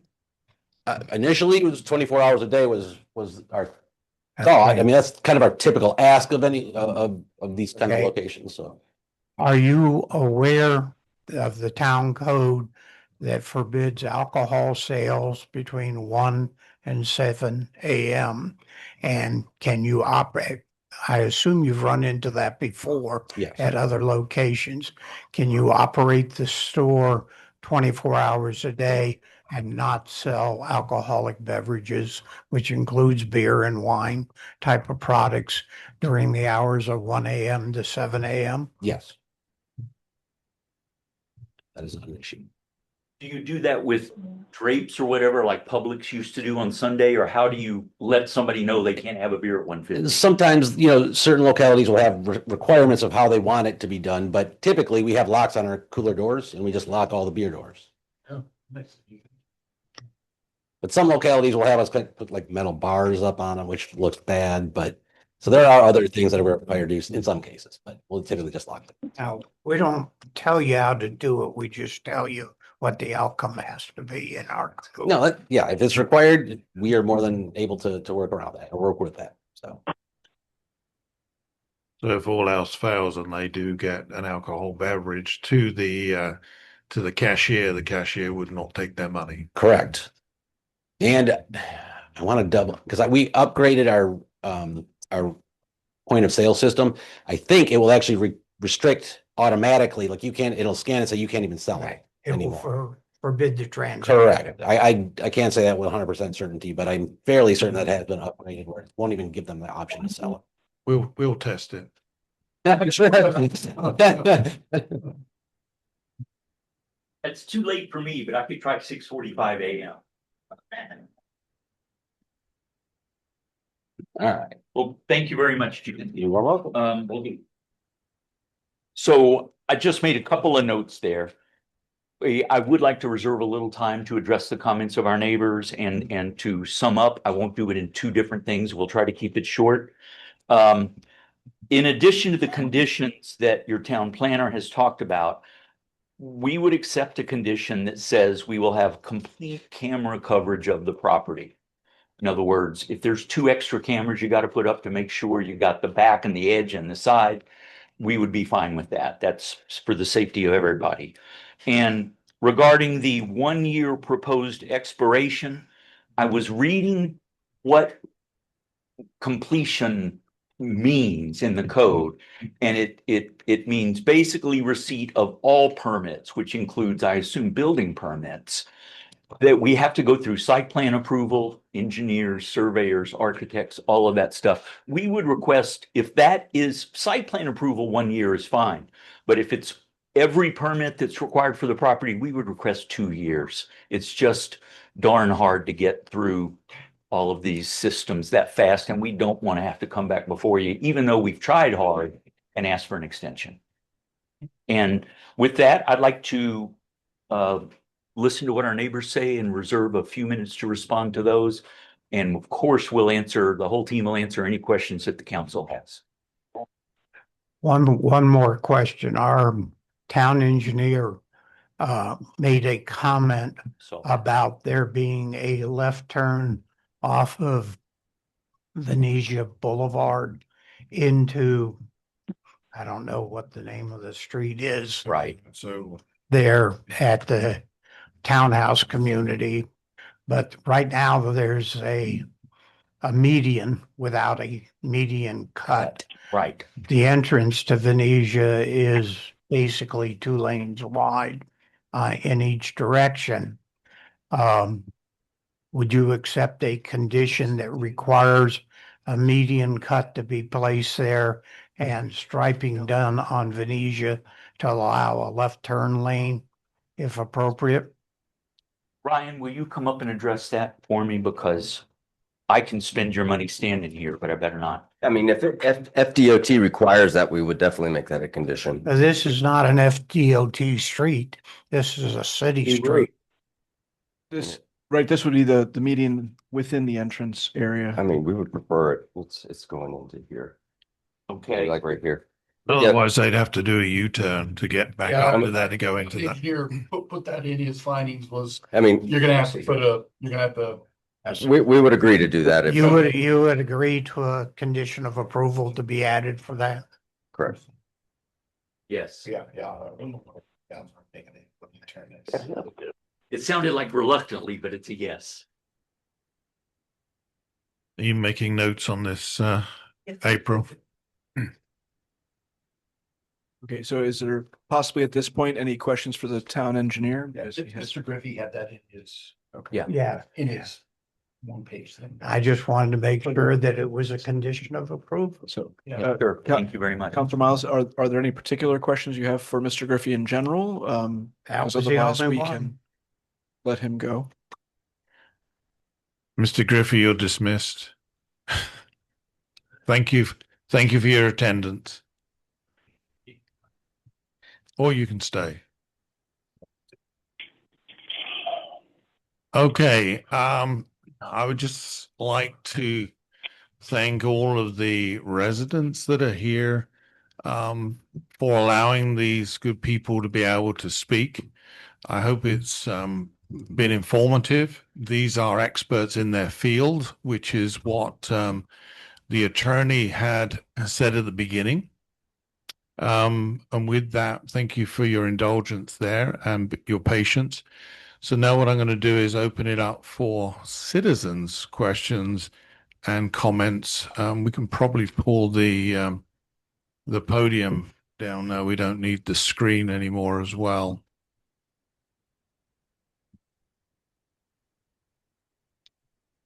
If you would state your name and address for. Tom Baloo, 1005 North Tangerine. I wasn't sworn in, so I'm not testifying, but this is just a question.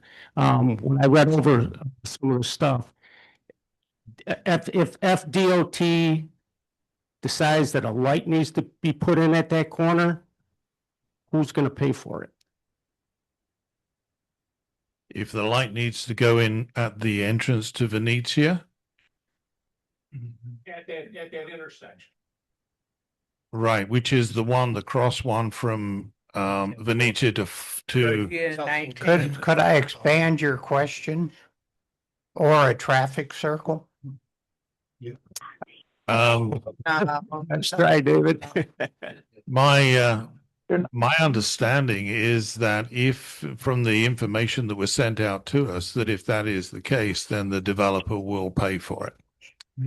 Yes, Mr. Mayor, that's exactly true. As I explained the state law a little while ago, legally, we'd only be required to pay for our proportional share, which is less than 10%. But this developer has agreed that when warranted, which means allowed by FDOT, we will pay for and install a signal at that intersection. The full cost? Yes, the full cost. How about a traffic circle?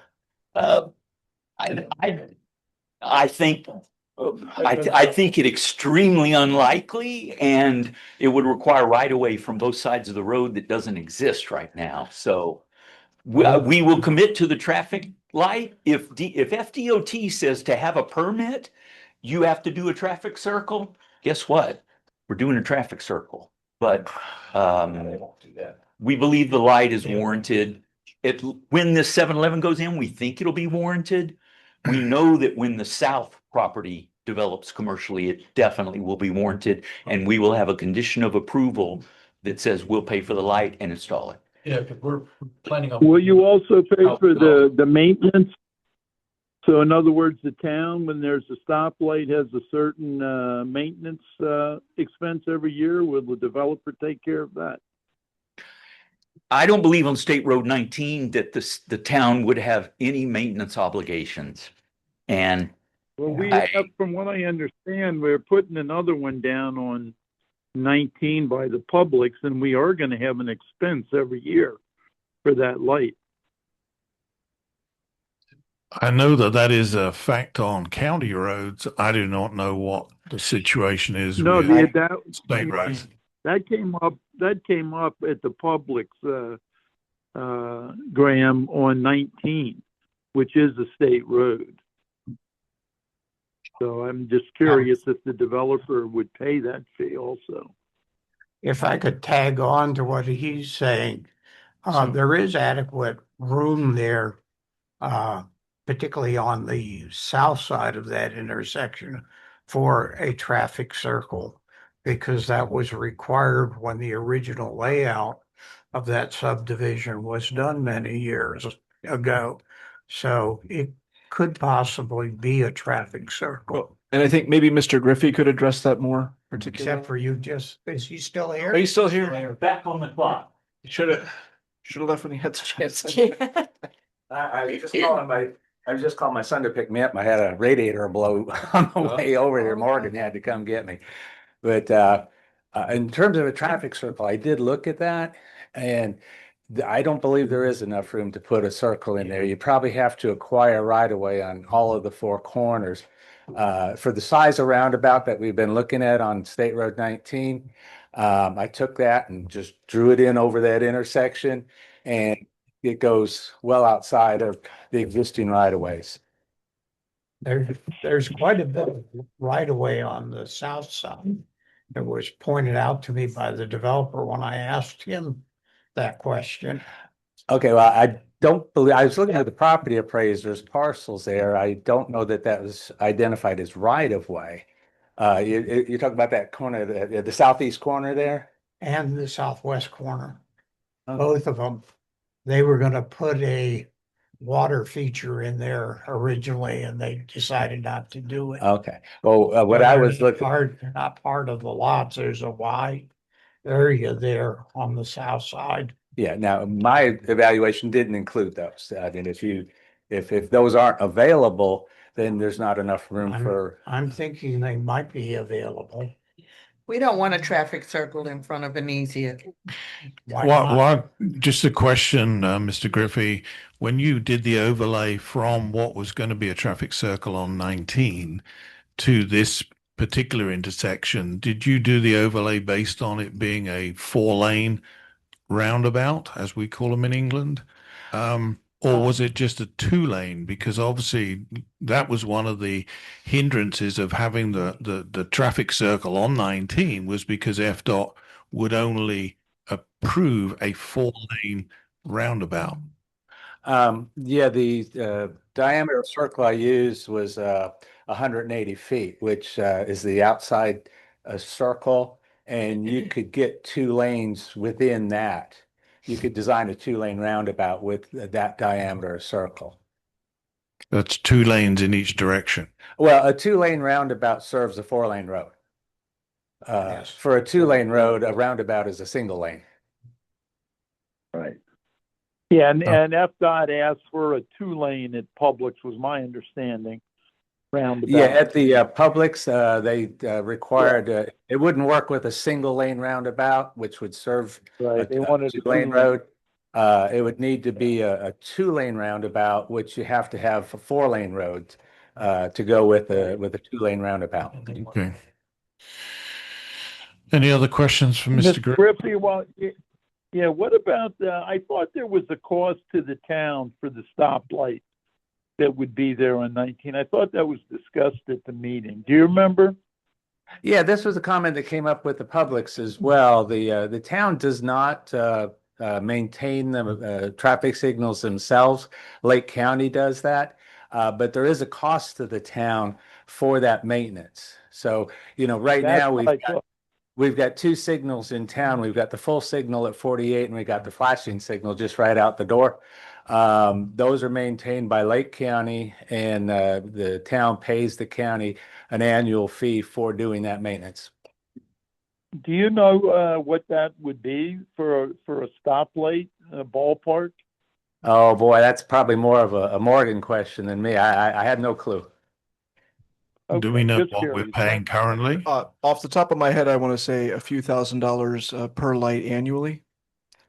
I have a feeling that's what I thought I had heard, that it was a few, like maybe $3 to $5 grand or something. Yeah, I think you're closer to 5, Tim, because that was the fee when the county took over the maintenance of the one at 561 and 48 in Astatula. So I think you could bank on 5,000. Okay, thank you. That's what I thought. But of course, that light going there, other than the fact that it gives people entry to the gas station and the other facilities there, what it does do, it makes it a heck of a lot safer for the people who live in Venezia to try and turn left onto State Road 19, or worse still, if you're trying to get right across to Florida Avenue to go to the post office. Which is my concern, pulling out of a gas station, because people are going to pull in there and some are going to want to turn left right into all that traffic, and that's a concern for me.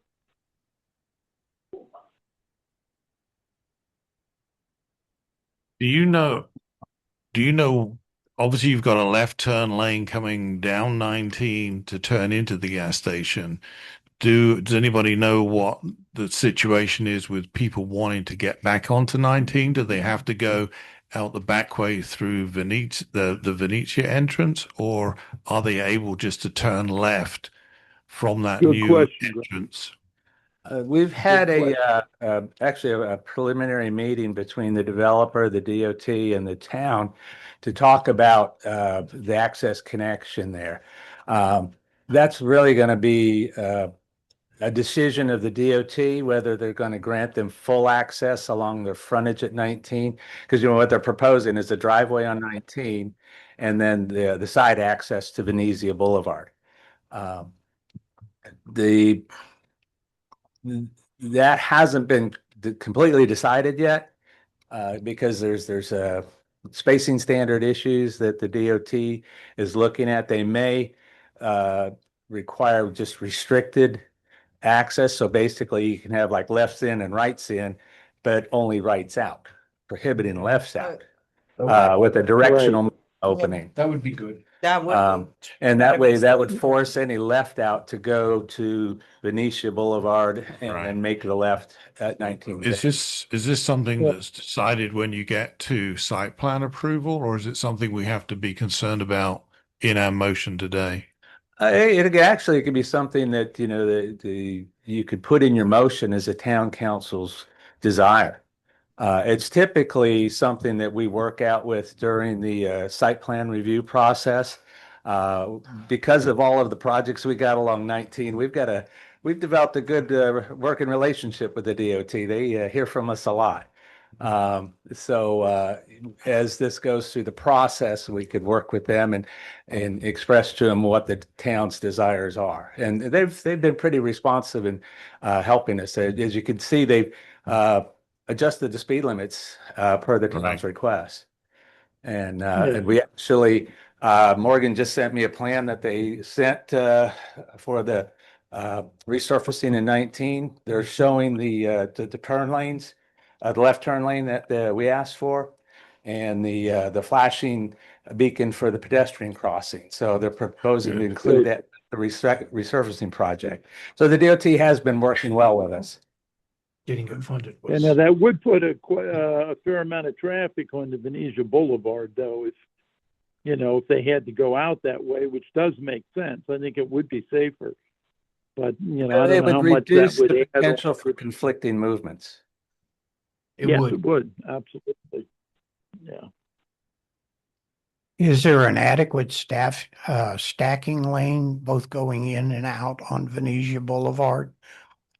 Well, that'll be from 19 to that access road? That'll be part of what we're going to be looking for their traffic engineer to determine for us. It's tight. We're dealing with the geometry that we're given in this case. If we were able to do it brand new and fresh, we would probably have that side street come in further back. It's a little closer to 19 than what we typically want, but it's what we're dealing with right now. But there's enough stacking there, or it shouldn't be a problem. But we'll explore it in greater detail when they come in for site plan and provide us with their traffic analysis. Okay. I do have a question. I'm thinking this through in regard to the 7-Eleven project is proposed to go on not the first lot, like the first lot closest to Venezia Boulevard, but I noticed on the map, which I like it, is that it's in the second lot. So if individuals are going in, and let's say you have the coffee shop or something that is on that first lot, parcel, that's the word I'm looking for. How would the traffic leave 7-Eleven and exit from onto Venezia Boulevard? Well, To make that right. You mean exiting traffic to get to Exiting. they would come through the back off of this Off of where the first parcel would. Yeah, behind that first there's parcel. just- Yeah, okay. instead of a frontage road, you'd have like a backage road or a rear access. Sure. Thank you. Now, the overall track that they're dealing with in the Okay, plat yeah. is not broken Alright. into these parcels. They're just showing these parcels as part of how they want to develop that overall track. Okay, thank you. Okay, perfect. So it just need to be, in my mind, a right turn. Wait, so when you have the 7-Eleven and now it's on the second parcel and then it have the driveway, I'm just visualizing this, then it should be a right turn only for safety. For exiting For traffic exiting from the traffic. 7-Eleven to Yeah. 19. 19. Onto Route 19. Yes, because that's at a curve there. Right, because then what would happen otherwise trying to that left turn is. But there'll be two exits. There'll be that one, and then they can go That- out the the one back he just- and take that little side street Mhm. and then turn right on Venetia Yeah. and turn left on on to 19. And with a traffic light, There's a traffic light. there. absolutely, with a arrow, probably, or something like But- that. Okay. Yeah, Is but it- looking to the future, every single commercial development, lot 1, lot 2, lot 3, lot 4, lot 5, if they're turning left, they're gonna have to go that back road onto Venezia Boulevard. Every single one will have to do that. So we need to think about that, how much traffic that's gonna put back there. Right, but you know what, Tim, thinking about it, if we would look at the lot that would be number 4, that would be closest, further out, right? From the 7-Eleven and the other parcel, which I Right. don't know what the street is, But but it they're would be still gonna close have to come to- back that back road because they won't be able to turn left. So they're Yes. still gonna have to come that back road. Mm-hmm. Mm-hmm. So that's all I'm saying. We need to remember that. Understood. Yeah, if you condition it to put a directional median opening on at their access on 19, that would prohibit lefts out, and then that would then force all lefts to go out of Benicia Boulevard. Yes. Yep. Is there going? Yeah, sorry. I'm Forget that question. envisioning it. Well, and there again, this is something that we're going to be working out with them when they go through the site plan process. And this will go back before you as an approval by council for site plan. Okay. Thank you very much. I'm not going to take up time. I know the citizens want to comment. These issues, it's a great discussion, and it is absolutely true that we only have a right in, right out onto 19 from the 7-Eleven. So there'll be like a directional that stops, because there's a median there. There's no, you can't get out and turn left. Everybody is going to have to do just what the Mayor Pro Tem said. And if they want to go left, they're going to have to go around the back of the development along a dedicated road to get out to Venezia and to the light. Got it. But in the big picture, two problems with all these discussions.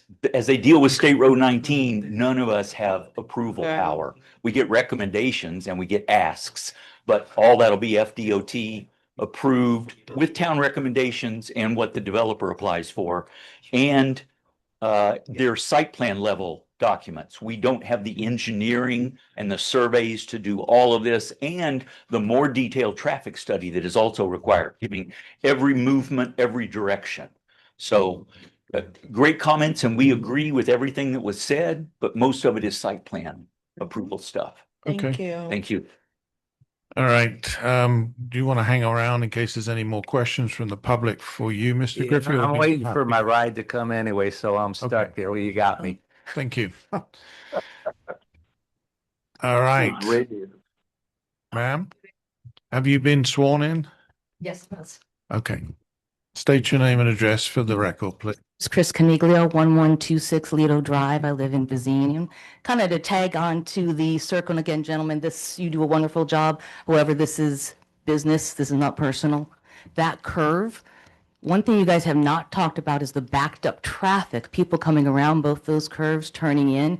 You're just talking about people turning at that turn who's ready to turn. People coming from Mission Inn, you can't change that curve. That road is already there with properties. You cannot change it. People are not going to see. Things are going to get backed up. So my question is, how many people are going to have to die in accidents coming up on one another because the gas station is on a curve?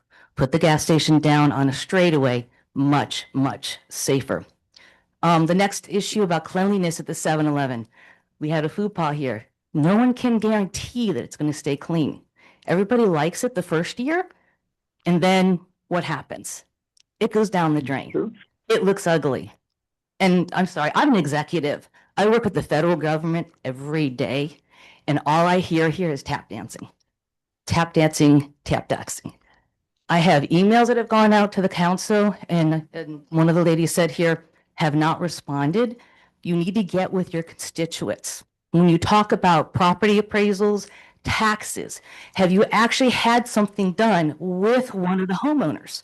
A real example, not just a study, because studies can come from anywhere. And I sent you guys a whole bunch of studies, 7 of you guys. Never heard from any of you. You're taking hypothetical Yes, everybody knows their jobs and has their degrees, but you have not taken one person from the community other than the lighting. What is it really going to be? An unbiased insurance company to really know what's going to go. And we come out here to live in a quiet town, peaceful. We already know that curve is dangerous. We don't want it in that location. Not saying that we don't need a 7-Eleven, but that location is dangerous beyond anything else. And I'll leave you with this. Do you want a gas station in front of your home on a curve that's already dangerous to get in and out of to begin with? And again, I'm an executive. I'm not a retiree. I'm in and out of here all the time. I know what I'm talking about. I'm asking you to please reconsider. And again, these good people, move it down the road in a straightaway where it is safe. We're not saying we don't want a gas station, just not at that location, because we know we live and we drive that area every single day. We know what's going to happen. We're going to pay the price. So again, between the crime, the uncleanliness, we're going to have issues all over the place, and we're going to be paying the price. So again, thank you so much. I'm somewhat confused. I thought I heard the attorney say that there would be no left turns off of 19 into the gas station. And, okay, so the only people turning off 19 into the gas station would be making right turns. They would be coming from the south, going into Howey and making a right turn. Northbound traffic, southbound traffic would have to go to the stop light when it gets in there and turn left on Venetia and go over to the back road in order to get to that gas station. I think there's a turn lane Can't there. see around that corner. I think they're Not just intending walk to have a around it. turn lane to take. Well, that's you what I into- just asked. Are you intending to have a turn lane on 19? I think that's what was in the packet that came out. It was But showing us that. It'll be determined once FDOT gets our plans and we have a Okay. pre-app with them, we have a full traffic analysis done and so forth. So none of this it's a little Yeah, but pre. it was in the packet that you would have a left, you would be able to turn left off of 19. Absolutely. To it, with my understanding also. And I So we need to keep that in mind. certainly in one of the drawings that Mr. Roberts provided when I met with him, definitely showed that there was a left turn lane as you're going south to get into there. Into the Venezia Boulevard. No, to get into that other exit. Oh, Mayor, if I may, one thing I would point out is that those determinations would be data-driven, which that data is not available at this time. So council would have the opportunity to consider that at the site plan stage. Okay, that's what I asked. Yeah. Thank you. And Mayor Okay. Graham, this is the site plan we showed you during our visit, and there's no left turn into this. It's just an access road here, and there's actually a cross section showing where that would be, but there's no left turn into here. And plus, this is all going to be done during site plan. Are you planning on putting a right turn lane in there? A deceleration lane? A decel lane on front, going into the access point off of 19. Right. We would like one, and if FDOT agrees, Uses it. yeah. Okay, so we will have a decel you'll lane. try to get FDOT will have the final say on this, but you'll try to get them to put a decel lane for people that are northbound and want to turn into Correct. the station so they don't get rear-ended Correct. when they're Yeah, making which that I turn. think covers one of the things that the lady prior was Okay, saying. but from people But coming you from are- town southbound they would not be allowed to turn there. They would have to go To the light. to the light. Yes, Okay. at Venezia Boulevard. And that makes Well, sense. if there is a light, if there's not a light, they'll have to turn left on the Venetia Boulevard. So you're Correct. saying, Mr. Attorney, that is a definite, unless FDOT changes it, no turning left if you're southbound, no turning left into the station. Correct. Okay. At what point of the development, because you've got 3 other parcels, plus you've got the south side, which is twice as big, would you be funding the traffic light to go in. Yeah, when FDOT warrants it. Okay, and your estimate of that is? It's to be determined. When normally when FDOT wants it to be warranted, there has to be an applicant that files the warrant. And that normally is the developer. And it may be the town and the developer at that point. But do you envision that by the time you build out all 4 lots on the north side, you will have a traffic light there? I do believe so, but when we go and do our traffic study, we have to account for all 4 lots. And the likely land use is there, so the highest and best uses for that lot as well. So that will be encompassing all 4 lots in the traffic study. See, I'm surprised because if you're not going to allow people to turn in there when they're coming south and they got to go to the light or not a light to go into Venetia, that's going to put a lot more traffic on Venetia Boulevard. But also, I would have thought unless somebody is desperate for gas and they haven't got direct access straight into the 7-Eleven, I think that's going to affect your sales. It's very much like a lot of developments that are like that, where you have to go to make a left in, you go to the traffic light or the access point. So I'm just thinking of the 2 7-Elevens in Tavares and the Wawa in Tavares and the Wawa in Mount Dora. They're all directly straight in from the light, which this one won't be. You'll have to go. It's just one parcel off of it. Is that what you're saying, off of Venezia? Yeah, I don't know. I don't know whether it'll make a difference.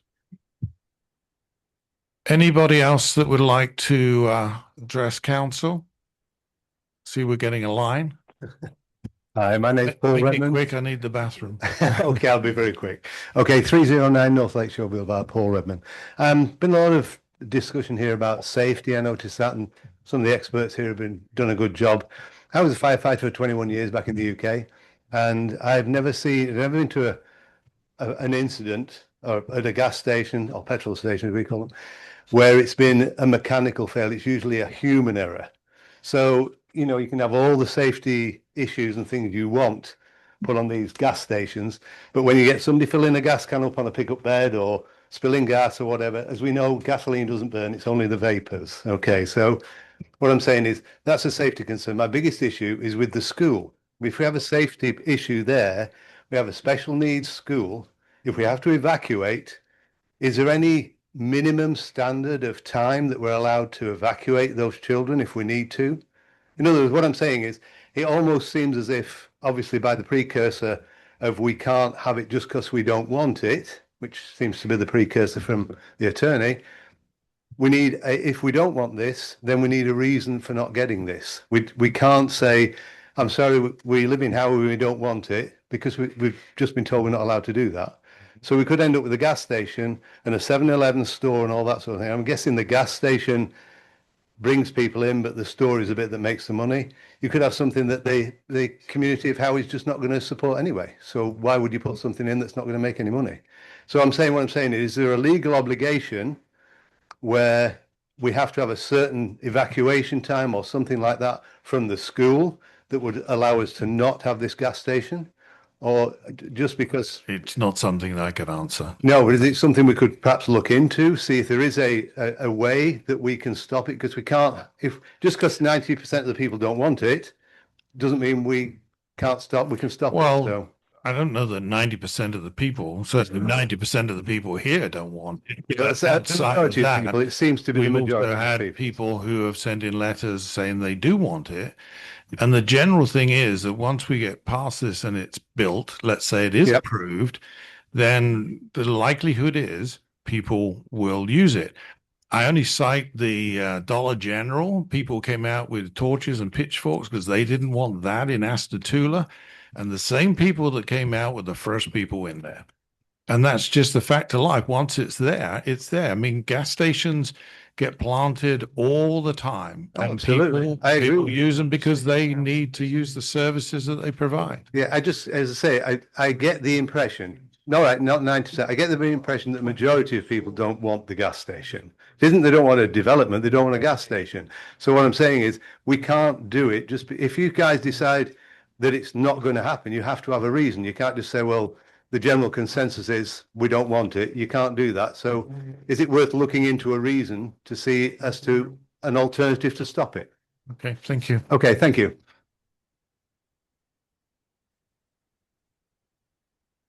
Richard Mulvaney, 308 DuPont Circle, and I sit on your P and Z board. P and Z voted to deny this.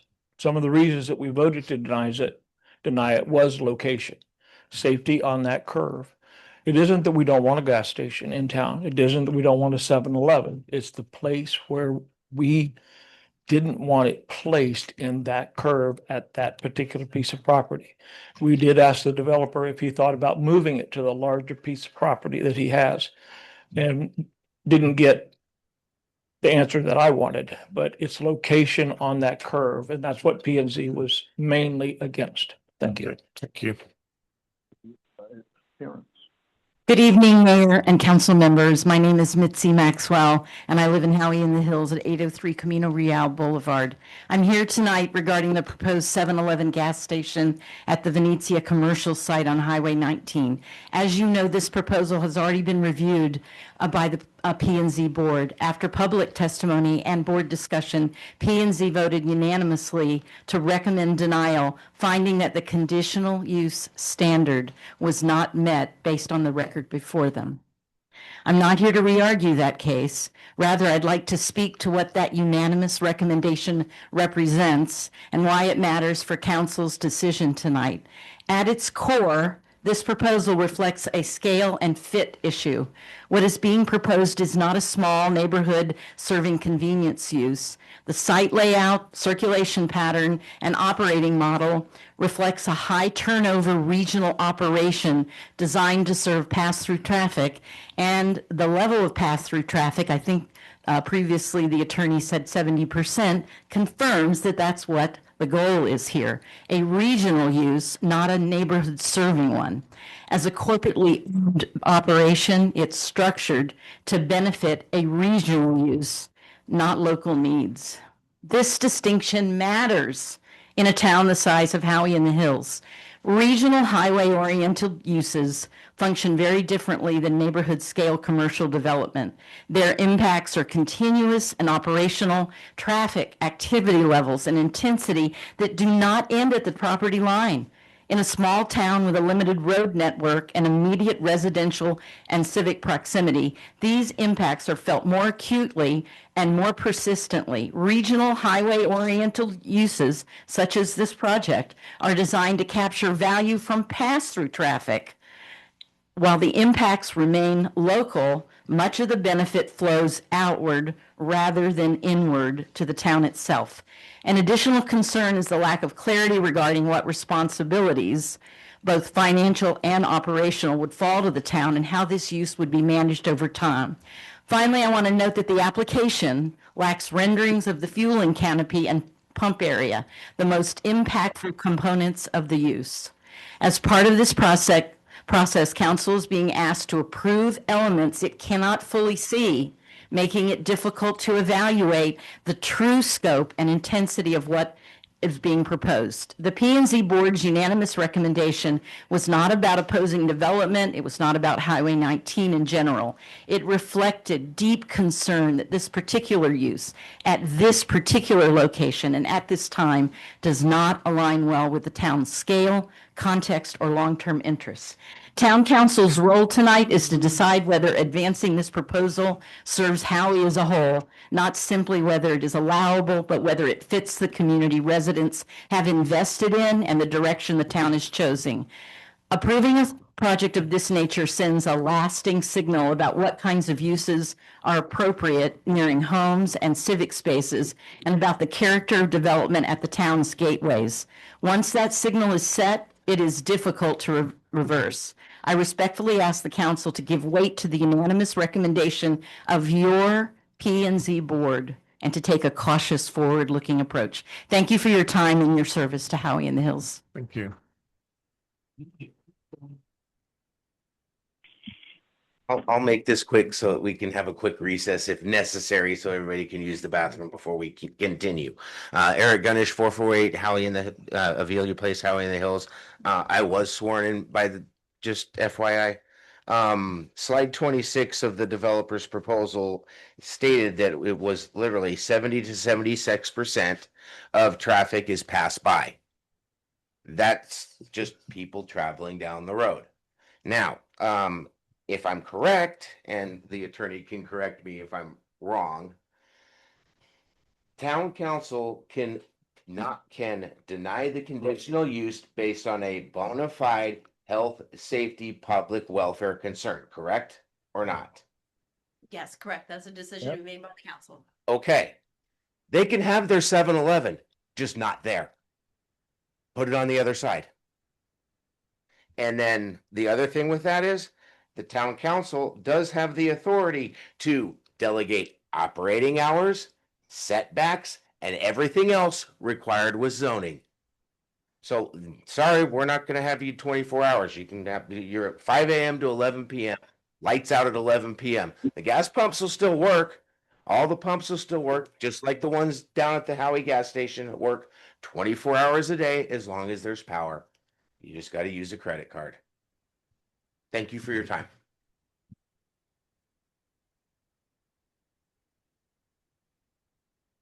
So I'll be quick also. Lori Brown, 6217 Dewey Robbins Road. I'm in Howie. I'm opposed. We already have a gas station. We don't need another one. Don't care for the location. To me, I agree with what's already been said. A different suggestion might be have them buy the gas station that has been closed. It's probably considered Ulaha at this point, not Howie, but the one on 48 going towards 27. That one has been closed for a very long time. Why not just go buy up that one? But I'm very opposed to it, especially I didn't realize that 7-Elevens don't offer diesel. You're coming to Howey-in-the-Hills. This is a rural area where many people have trucks, lawnmowers. Yes, I know. Anyway, I'm very much opposed. Thank you. Thank you. Sir?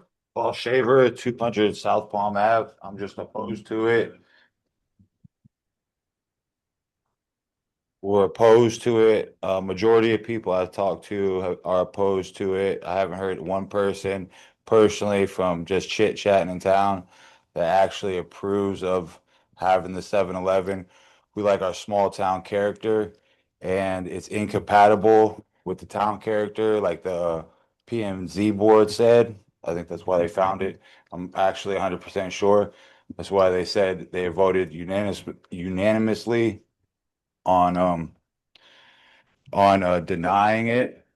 And it's the traffic. We heard a whole bunch of stuff about the traffic, but we all know that it brings more people that aren't in town. They stop. It's already congested. We don't even have all the houses, the development that's already happening. We don't even, you're not even taking that into consideration. I didn't hear anybody talk about that or even touch on that subject. And it's just disappointing. Thank you, sir.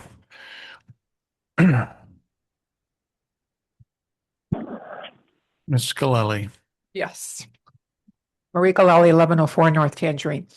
What does CUP stand for? Conditional use permit.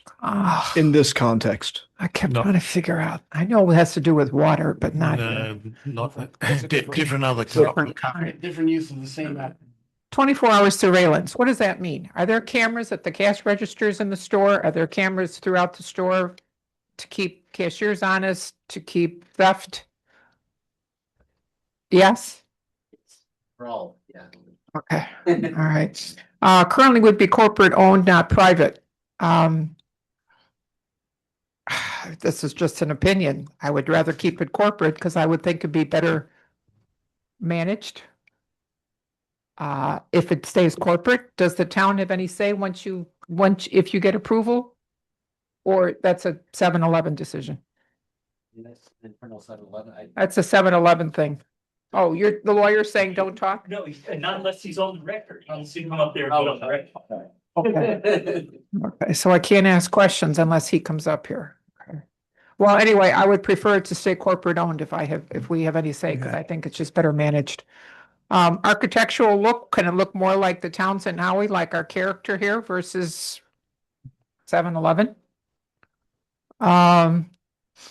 Do we have to put in the paperwork somewhere that if we approve it, the 7-Eleven would pay for a traffic light if and when required? How was that noted, rather than just somebody just saying it?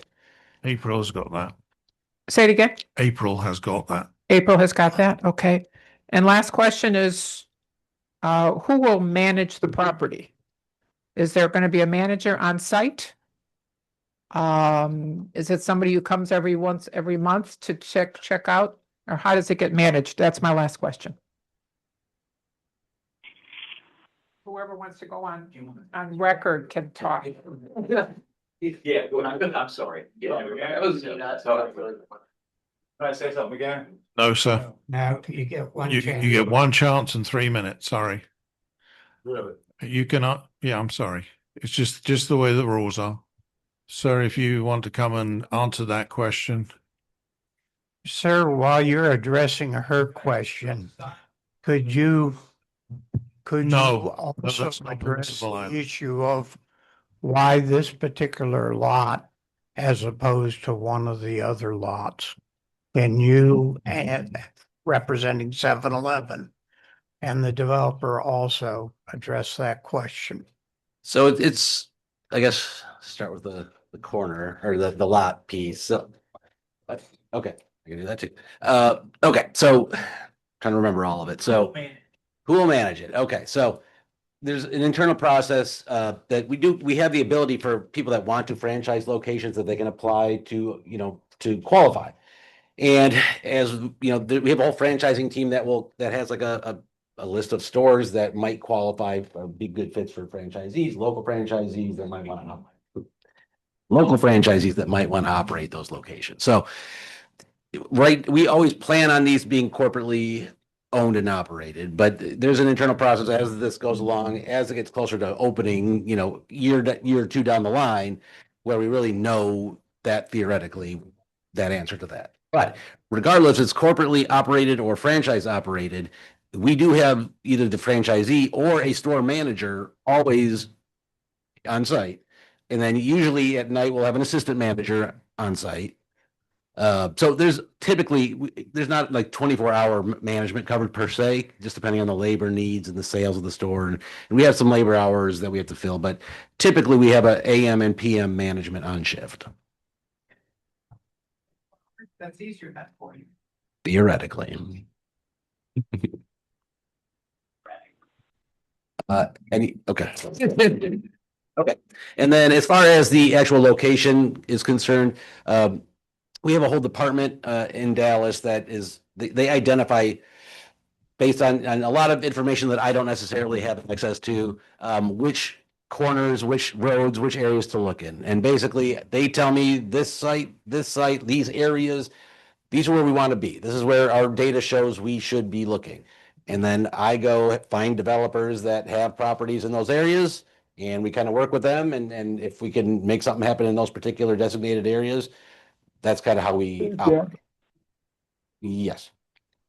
Would you be opposed to putting it on one of the other lots? In this development, Yes. we wanted the first lot. They moved it already because I asked. Yes. That being so close to Venezia Boulevard. What about on the other side?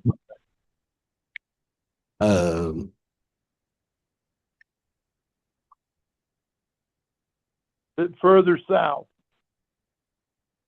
I mean, sorry, we had something going on in the room here.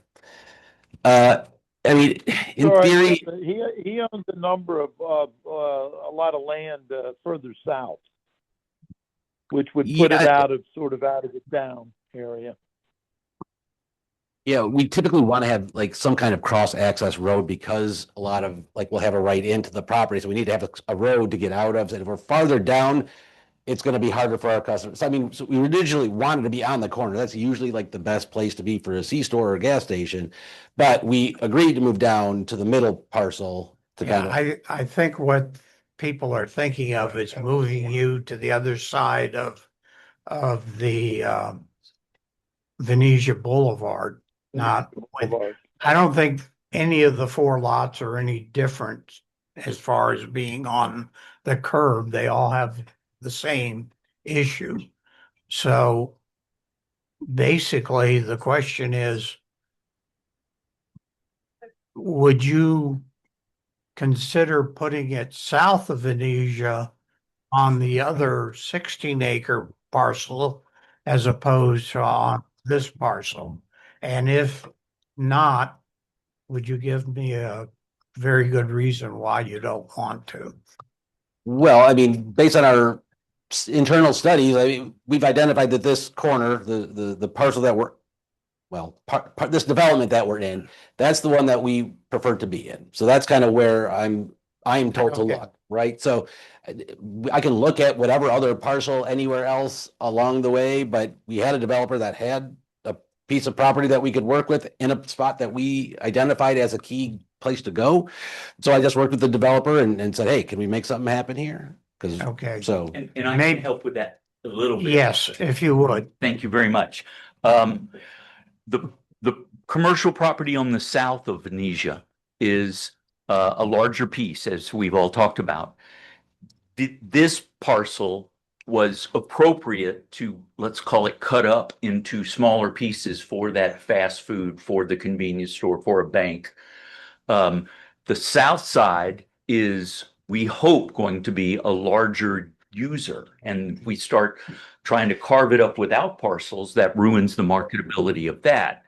As to the curve, any of these four properties there would have the same impact on the curve. I understand that, but yes. So right in, right out only, the curve really, and again, we're talking about traffic engineering that gets done at site plan, so I'm getting ahead of myself, but the curve is a problem for people coming south and coming left. North, you're coming to the start of the curve and making a right in or a right out. Right. So I'll leave it up to the traffic engineers, but I don't see the traffic safety issue with the curve as long as there's only the right in, right out, and you have to go out to Venezia to go Yeah, back. particularly if they put a right turn lane. Sure, a there. decel lane, absolutely. A decel lane in there. And we're going to work very hard to try to make that happen.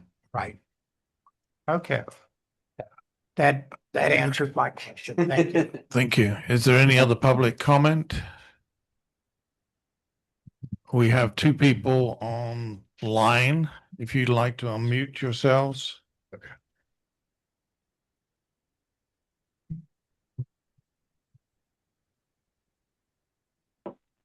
If you can state your name and address for the record, please. Hello, can you hear me? Yes, we can. Oh, perfect. Yes, my name is Jessica Kelly Tomlinson. I actually live in the townhomes. My address is 1209 Lido Drive. I want to thank the council, staff, and everyone who took the time to go through all of this for tonight's discussion. However, I do want to speak as a resident, as a neighbor, and as someone who is deeply concerned about the long-term impact of this proposal on our community. We have talked about this for over 2 hours now, not just in this meeting, but also in other meetings with the Planning and Zoning Board. And this proposed gas station, as we have discussed on numerous occasions, is located next to a school that is, and it is directly at the entrance of our neighborhood, where there is a bus stop where children wait every single day. And regardless of any statistic that has been presented, there is no safe level of risk when it comes to children or our health. And especially when children are involved, even the low probability risks become unacceptable. Many of our neighbors have talked about the concentration concerns that are also well documented and widely understood. We've talked about the traffic volume. We've talked about the large fuel delivery trucks at all hours of the day. We talked about the congestion. We talked about the safety hazards that is already at a sensitive location where children are walking, they're crossing streets, and they wait for school transportation. And this location is not compatible with a school adjacent environment, nor a sensitive environment where we are going in and out. And honestly, that only entrance for us as we exit our homes to go to work and wherever it is that we're going. And beyond environmental and health considerations, even with the modern safeguards that, the lovely gentleman claim to have, failures do occur. And when they do, the consequences are long lasting and it's costly. And in addition to that, vehicle emissions and fuel vapors, they're going to contribute to the air quality concerns. And my husband and I, we recently bought this property a little over 2 years ago, and this was not one of the items that was brought to our attention. We were also under the impression that what was going to be invested in those commercial properties was going to be something that was actually going to be compatible with the community that we envision, right? So gas stations, they also attract extended, idling, noise, light, late night activity. And although that, they say that we're going to have a closing time, those impacts, they don't end at closing time. They become a permanent feature of this neighborhood. And public safety is another major concern, is going to place an additional burden already on our slim law enforcement.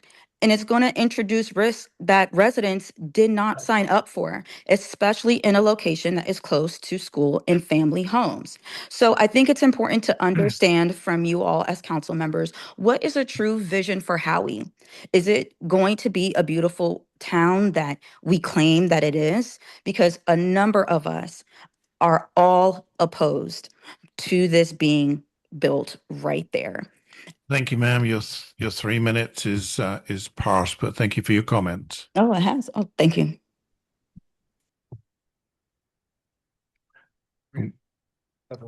Okay, we have some more online, and we're getting way past our 30 minutes over the whole thing, so we are allowing more comment than we would normally. Just so you don't think that I'm horrible. Who's the next one? Good evening, Mayor and Town Council. This is Tina St. Clair, 143 East Central Avenue in Howey-in-the-Hills. I'm also the chairwoman of the Planning and Zoning Board. During the meeting with the presentation from the developer, et cetera, a lot of the community did speak at that meeting and talked about their concerns, as well as the Planning and Zoning Board members themselves did a lot of research and discussion. At the end of the meeting, we determined to recommend denial of the application for the gas station, citing incompatibility with the surrounding community and the adverse effects on the public interest. A lot of this is due to some of the comments that were made again this evening. One thing that I would ask is if for some reason the town council would approve this going forward, is that if you do so, to look at some of the requirements that we could build this recommendation around, including not have it be 24 hours a day, not necessarily have it be in the regular 7-Eleven design, but make it more compatible to the style of Howey-in-the-Hills. I think that, personally, I think that based on what the board and the residents have said, that the gas station is not, and it's the gas station, it's not the commercial part that's of concern.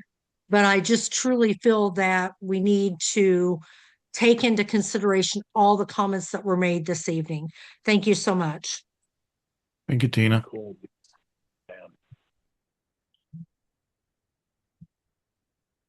I didn't talk to you. Hello. Go ahead. Thank you. My name is Nicole May. I live at 1184 Lido Drive. I'd like to thank everybody for coming out tonight and participating so actively. I would just like to say that I am opposed to this development. I find that it's not a great location for it.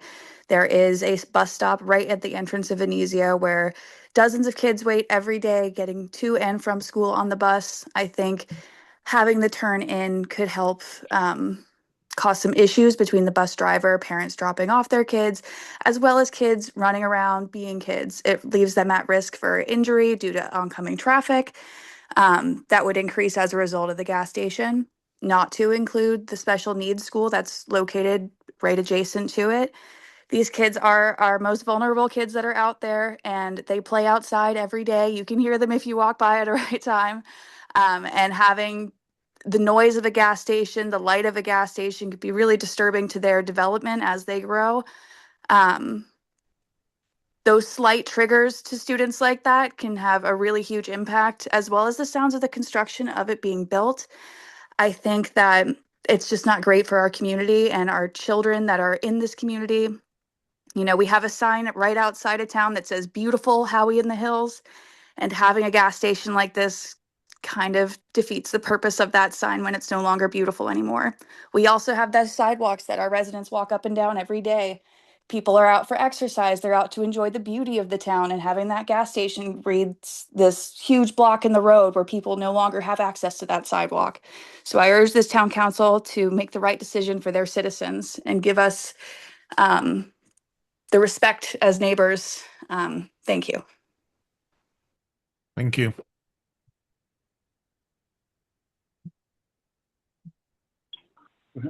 Hello, my name is Andy Everline, 1012 North Lake Shore Boulevard.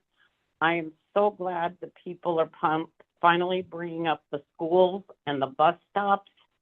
I think it is immoral to have a gas station, a 7-Eleven, any kind of gas station right there where you have children outside playing not far away. You've got kids waiting at the bus. And I think as town councilors, you need to think about, if you vote for this and then something happens, think about how you'll feel knowing that you were a part of causing this. Thank you.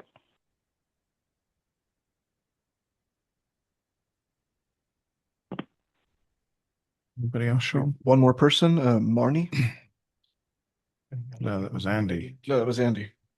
No, she was using Marnie as a phone. No, that was. She used my phone, Sean. Yeah. Hello? Marty, did you want to go ahead? Yes, can you hear me? Yes, we can. Yes, I'm a little confused about something. First of all, I'm very much against this for the reasons that people have said. I think that we really need to put our children first, and I really do fear for them. As a wife of a police officer, he told me that most of the responses that he went to were because of issues at convenience stores. And our kids are going to be there. This is not a road that we want to go down. If you take a look at the statistics, you can see the amount of crime that is committed at a convenience store. And like I said, I don't think this is something we should be doing. However, that said, I am very confused about the entrance on Venezia Way. Does this mean that our bell tower, all of our landscaping, everything is going to be taken down because we're going to be putting a turn into, people are going to be coming in and out of there? The traffic coming into Venezia is going to be so detrimental with our kids out there. This is really, can someone explain this turn to me so I understand what you're talking about? How is this going to cut through our development, and what is this going to do to our traffic? And Marnie, could we have your full name and address for the record as well? Sure. It's Marnie Drabick, 524 Bellissimo Place. I live in Venezia.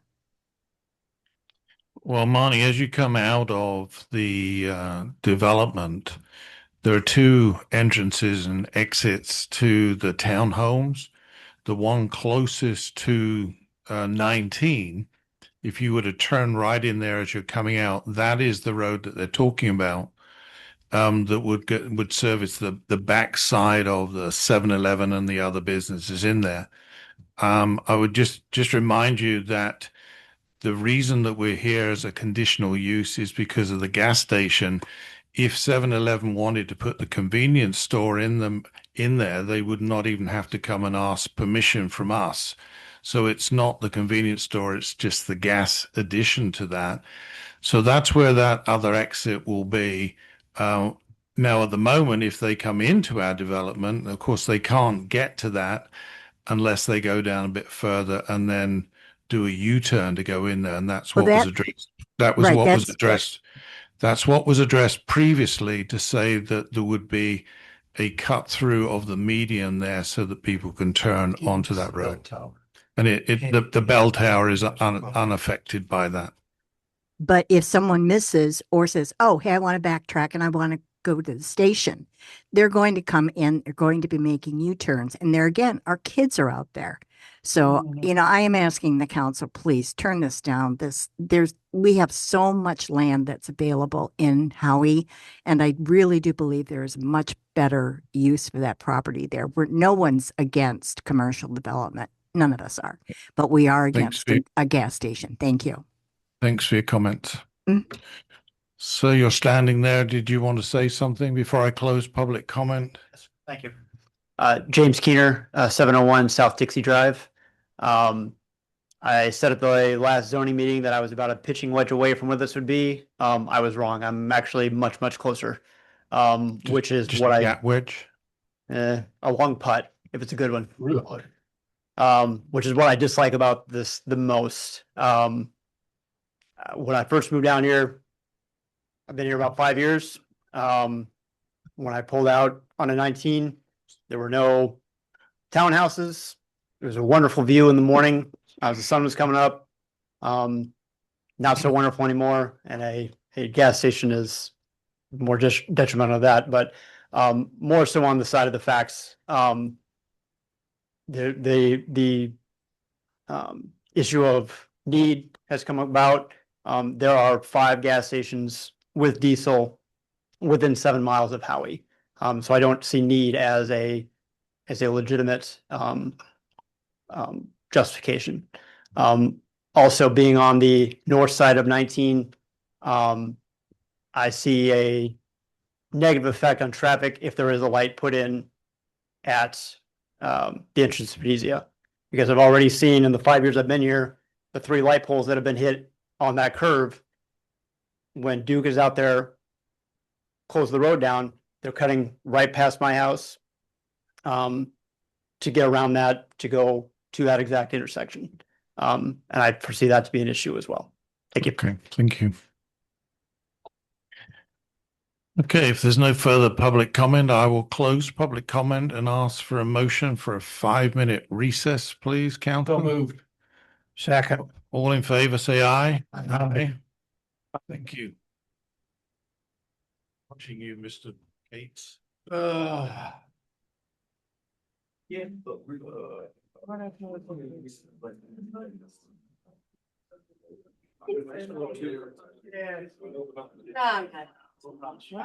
Get ready. Yes, I'm having so much fun. Oh, thank you. They're pleather. Leather. I have a jacket and I have 2 jackets and a skirt of what they call vegan leather. Isn't that cool? I wasn't sure how I felt about it. And then I ordered my first piece of.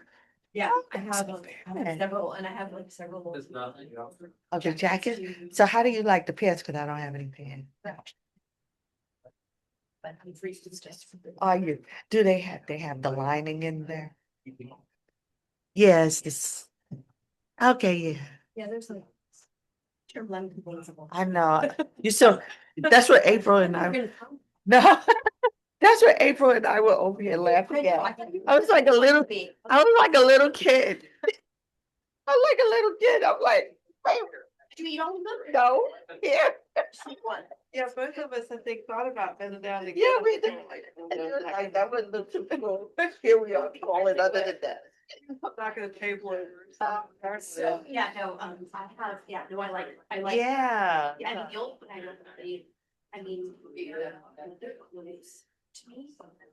I don't wash these, I just turn them inside out, I wash them like gentle. A leather. Yeah, you have to take them. And you guess what? I've discovered how to iron the wrinkles out.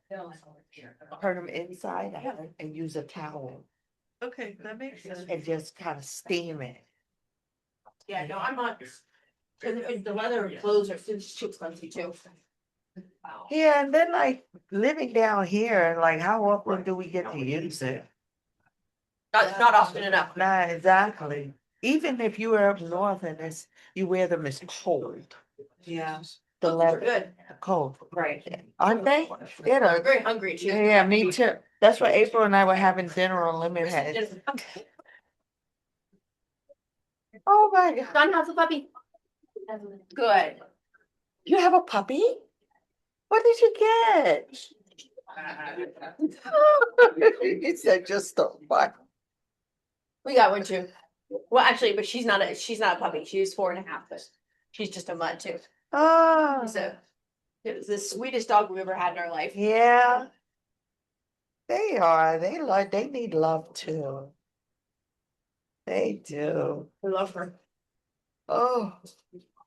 So my little puppies turned 8 months. Oh wow, you do have a puppy. Yeah, they the two brothers, the little Yorkie brothers, they are just funny. They play race and trace. I have four. It's the mom and her two sons. And then I have one is a Russian Yorkie that actually he was brought over for show, but he's not a show. He's like, don't touch me. I don't want to. But the think he's their dad. Oh, they just walk around with them, like. That's really special. So that's special. Yeah, that's what's nice about that big 4-year-old. He treats She them is like they're absolutely. his son. They sleep in the bed with him, they lick on him, when they fight each other, she's so protective, and watching what they're doing, they're not fighting, but they're playing kind of loud. If I-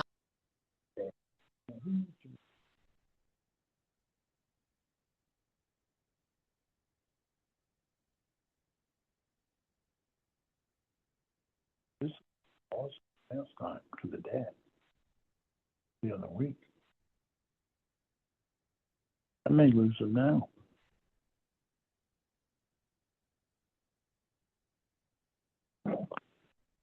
That's very sweet. Yeah. They made it fit in their life, it's not like take.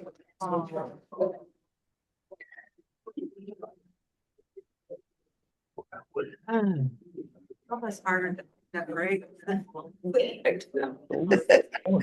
know.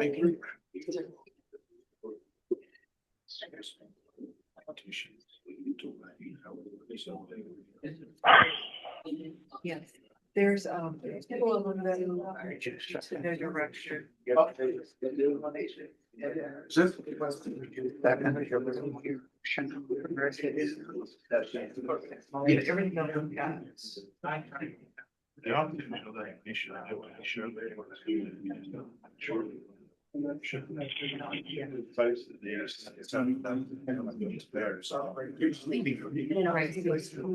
there's even some.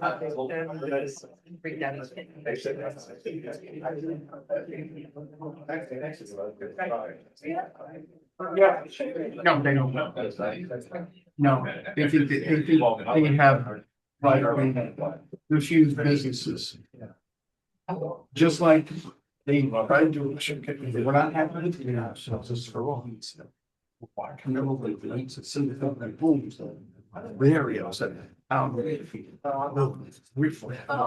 to add a couple of conditions to yours. That we paid for single family homes 8 years ago. But it's really. And so if I use your letter or from that position, I heard no. So I'm a fine. Evidence showing. But it's just a term, you know. Yeah. Well, I guess. You ready?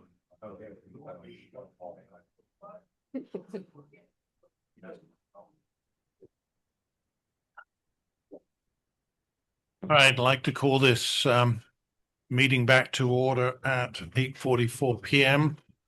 Ask the council for a motion to extend the meeting. I would suggest we just extend it till 9:30. I don't think we'll be here that long, but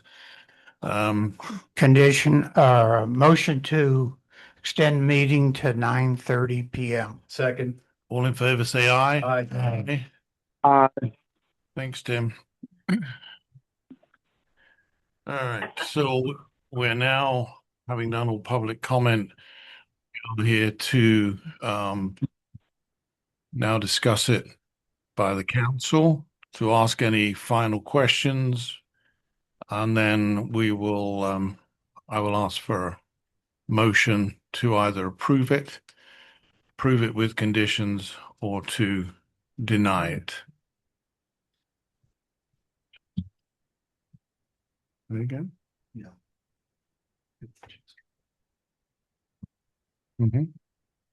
Mr. Mayor, may I try to address a couple of those comments? I promise I'll be quick. And if the council doesn't want me to, that's fine. I'll sit down. No, I want you to. No, we want you to. Okay, thank you. I try to go through the citizens' comments as they were made. First of all, the Venezia Boulevard median cut, we want that median cut that was offered as a condition. When we had an initial conversation with DOT, they objected to it, even though it's not their road because of stacking distance to their road. So if the condition can say, we will apply for and pursue, but it has to be approved by whatever jurisdictional agencies have to have it approved. And if the town will help us with that lobbying effort, I just wanted to put that out there, that it's not necessarily our decision. And if we get turned down, we don't want to have to come back and say, gee, it doesn't work anymore. We need more help. I just have one comment on that. What a couple of the residents have brought up is the school children, and they are right that they are down on that side. On the way going in, the bus comes in, it picks the kids up, and it then does a U-turn to come out again. If people are having to go down and make a U-turn to go there, it is right in that area where the children are being picked up from school. Now, I come past there. I live in Venezia in the morning, and those kids are not running around like lunatics. And a lot of them, they actually stay in their in whoever's dropping them off in their cars until the bus comes along, particularly in this weather, of course. But there are some that sit on that bench. But so that cut through, if it's not there, it's important. It's a concern to me. I understand. And I will say we want it as well. I personally have worked half a dozen times with the school board on relocating bus stops due to developments coming all over the place. And I know that they work with towns and with communities on locating the bus stops. And if it's better on one side or the other, something along those lines, we can certainly do that. But we want that median cut. And we'll work very hard with DOT to get it. What's the process for you to do that, and what's the time scale for you to know that? Preliminary answers from the school board within 3-4 weeks. They really want to hear from the community. I'm not talking about there. Obviously, guys, can I just, who is it that approves that cut through to that road? Oh, well, it would be the town for the portion of, because the cut through is on their road, but it also has DOT implications, and DOT gets a sign off or not on it. Am I not saying that correctly? That's yes. And preliminarily we had the cut through, and DOT said, we don't like the stacking distance, get rid of the cut through. So we'll go back to. So if it goes back to DOT, that was the timeline, not the school board. And also, is there, well, I guess it's a town road, so the HOA of Venezia is not involved in that decision making? That's correct. It's on the town's portion of the road. The DOT won't make a final decision until we have the final engineering and the final traffic report showing all of that. They won't even really look at our stuff. You can't apply for a permit until you have your zoning approvals.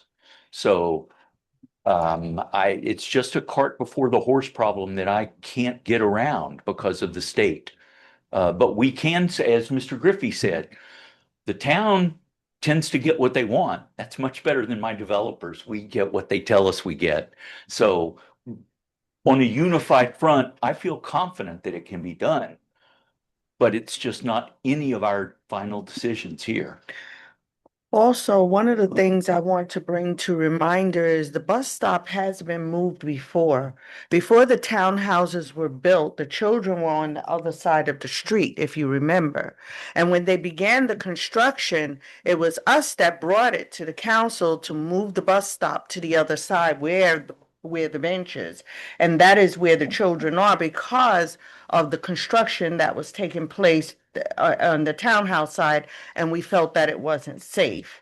So that was an item that I actually brought to the attention at that time. David and I, we were on council, and that's when it took a matter of days, and the school district moved the children on the other side, and the bus picked them up on that side now.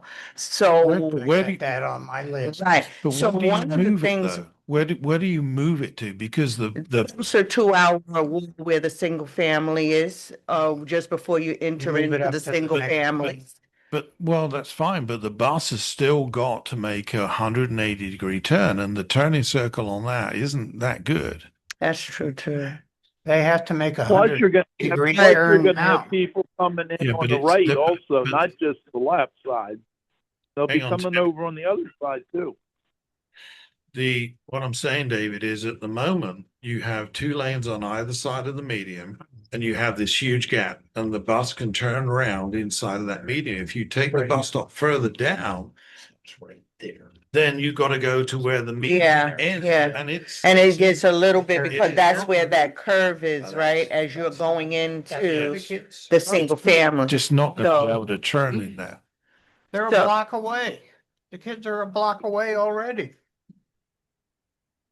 They're further down because Yeah. they were closer to the corner before no, the no. townhouses were That's what he's built. going Yeah. through.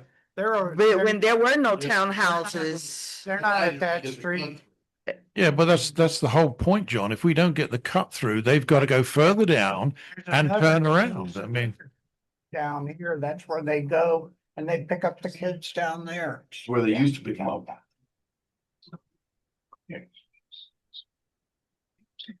What's the name of Okay, this I street? think the only thing I would add to that, I had down to say later, but Isn't that Messina? the Lido Drive. That's the Lido. bus stop issues will be the same no matter what commercial goes there. And as we've shown, there's more traffic generated from some of our allowed uses that the town doesn't even have as much control over because we don't require a conditional use permit for them. Well, some of your No, allowed because uses no, are I going to go in there as Yeah. well as that. So in addition to the convenience store and the gas station, your other usage of a bank or a restaurant. restaurant or what have you is going to increase the amount of traffic in there. Yes, sir. And on the Increase basis, the amount of traffic, and it'll be at different times. It won't be at school times. A gas station, you're going to have people coming in all hours, whereas a restaurant or the bank, they're not going to be coming in that early in the morning. that side of it is true, and those businesses are probably not going to be open at the time when the kids are Right. picked up, but they will when the kids are dropped off because they When they're presumably dropped off, at the yeah. same place, right? Right. Correct. Yes. I would just add that all this commercial was approved, I think, in 2009 when Benito No, I was approved, understand. and I just trying understand. to deal with the details of working it out the very best way we can, the safest for everybody. See, if everybody that comes in there, whether the gas station is there or not, has then got to do a U-turn to go down the other way because when they're coming south, what you're saying is they can't turn until they get to Venezia Boulevard. The other entrance exit, they're not going to be able to turn in from the north, and they're only going to be able to turn out to go north, even if they don't want to go north, correct? or they go around the back way and come out to. Yeah, but the that's what future I'm signal. saying. But that back way is going to bring, I'm going to say, a tremendous amount of the traffic. Everything that's coming southbound is going to go into Venezia Boulevard. Absolutely, you're right.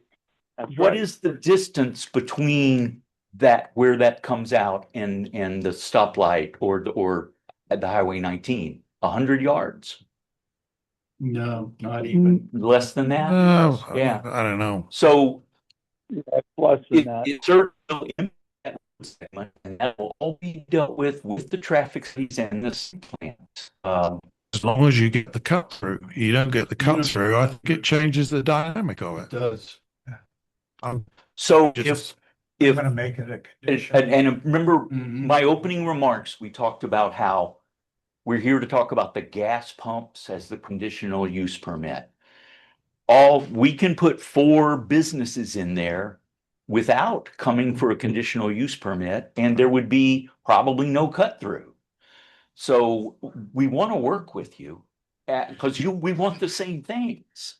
No, you're preaching to the choir here. We all get what you're saying, Right. but it's not that we're saying we don't want the gas station in any way, shape, or form, and we understand what's going to happen. And of course, you may get other businesses in there that people desire even less than a gas station. I'm not sure. Gotcha. But at the end of the day, that's for them. At this moment in time, Okay. there's no doubt that the gas station will bring in significant amount of traffic into Venezia, and without that cut through, they've got to almost go down to where the children are lining up for school. That's my only concern. I understand. Mr. Mayor, can you give me 30 seconds and I'm going to talk to my client? Sure. I'll come up. Yeah, that is a part condition. too is, yeah. Otherwise, what I think you got that. So if they don't achieve it, they don't achieve it. They don't get it. If the both grades like absolutely no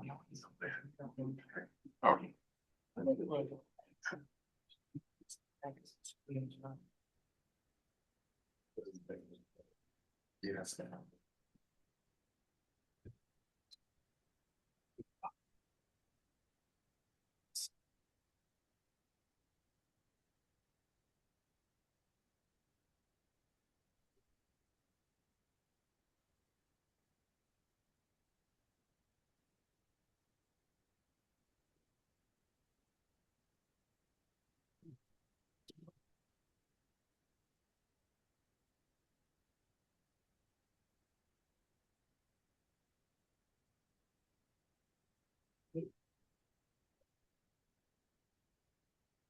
That's funny.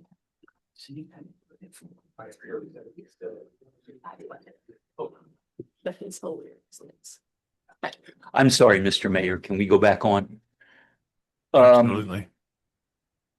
We believe DOT will approve. It was before the traffic signal discussion with DOT came about that they declined to allow the cut through. That said, my client's going to spend several $100,000 in going to find out. And if DOT in no circumstances will allow the cut through, we won't have a service station with gas there if it gets denied by this board, but we will have commercial development that generates the same amount of traffic. So we would like the condition to say we will pursue and in cooperation with the town, apply for and pursue that cut through permit and attempt to get DOT to approve it. I'm 85% sure, 90% sure that they will, but for my client to get an approval that may not be an approval at all after they go and spend all this extra money is very difficult for them. I mean, this council needs to do what it needs to do. I completely understand. And I'm confident that it will work out, but guaranteeing it as an ironclad condition of approval is difficult for us because it's really no approval at all until we go to DOT again. And very quickly, let me run through the other ones. Cleanliness and maintenance. Ms. Camiglio talked about that. She talked about crime. She talked about dangerous traffic. None of that's competent substantial evidence. It's an opinion given that was subject to expert testimony that we supplied on. And that's all onto one website. As regarding the school, we are more than 500 feet away from the school. So even if we were a bar, we would be legal to be there. There are no regulations, town or state, regarding distance from convenience stores, gas pumps to schools. As far as them being worried, the kids worried about the light, they're not going to be there at night. It's a daytime operation. We will be there. We meet all the town standards.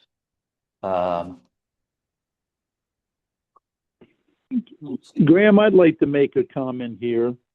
The planning and zoning unanimously turned this down. And the reason that they did, because they did not feel that it was compatible with the surrounding area.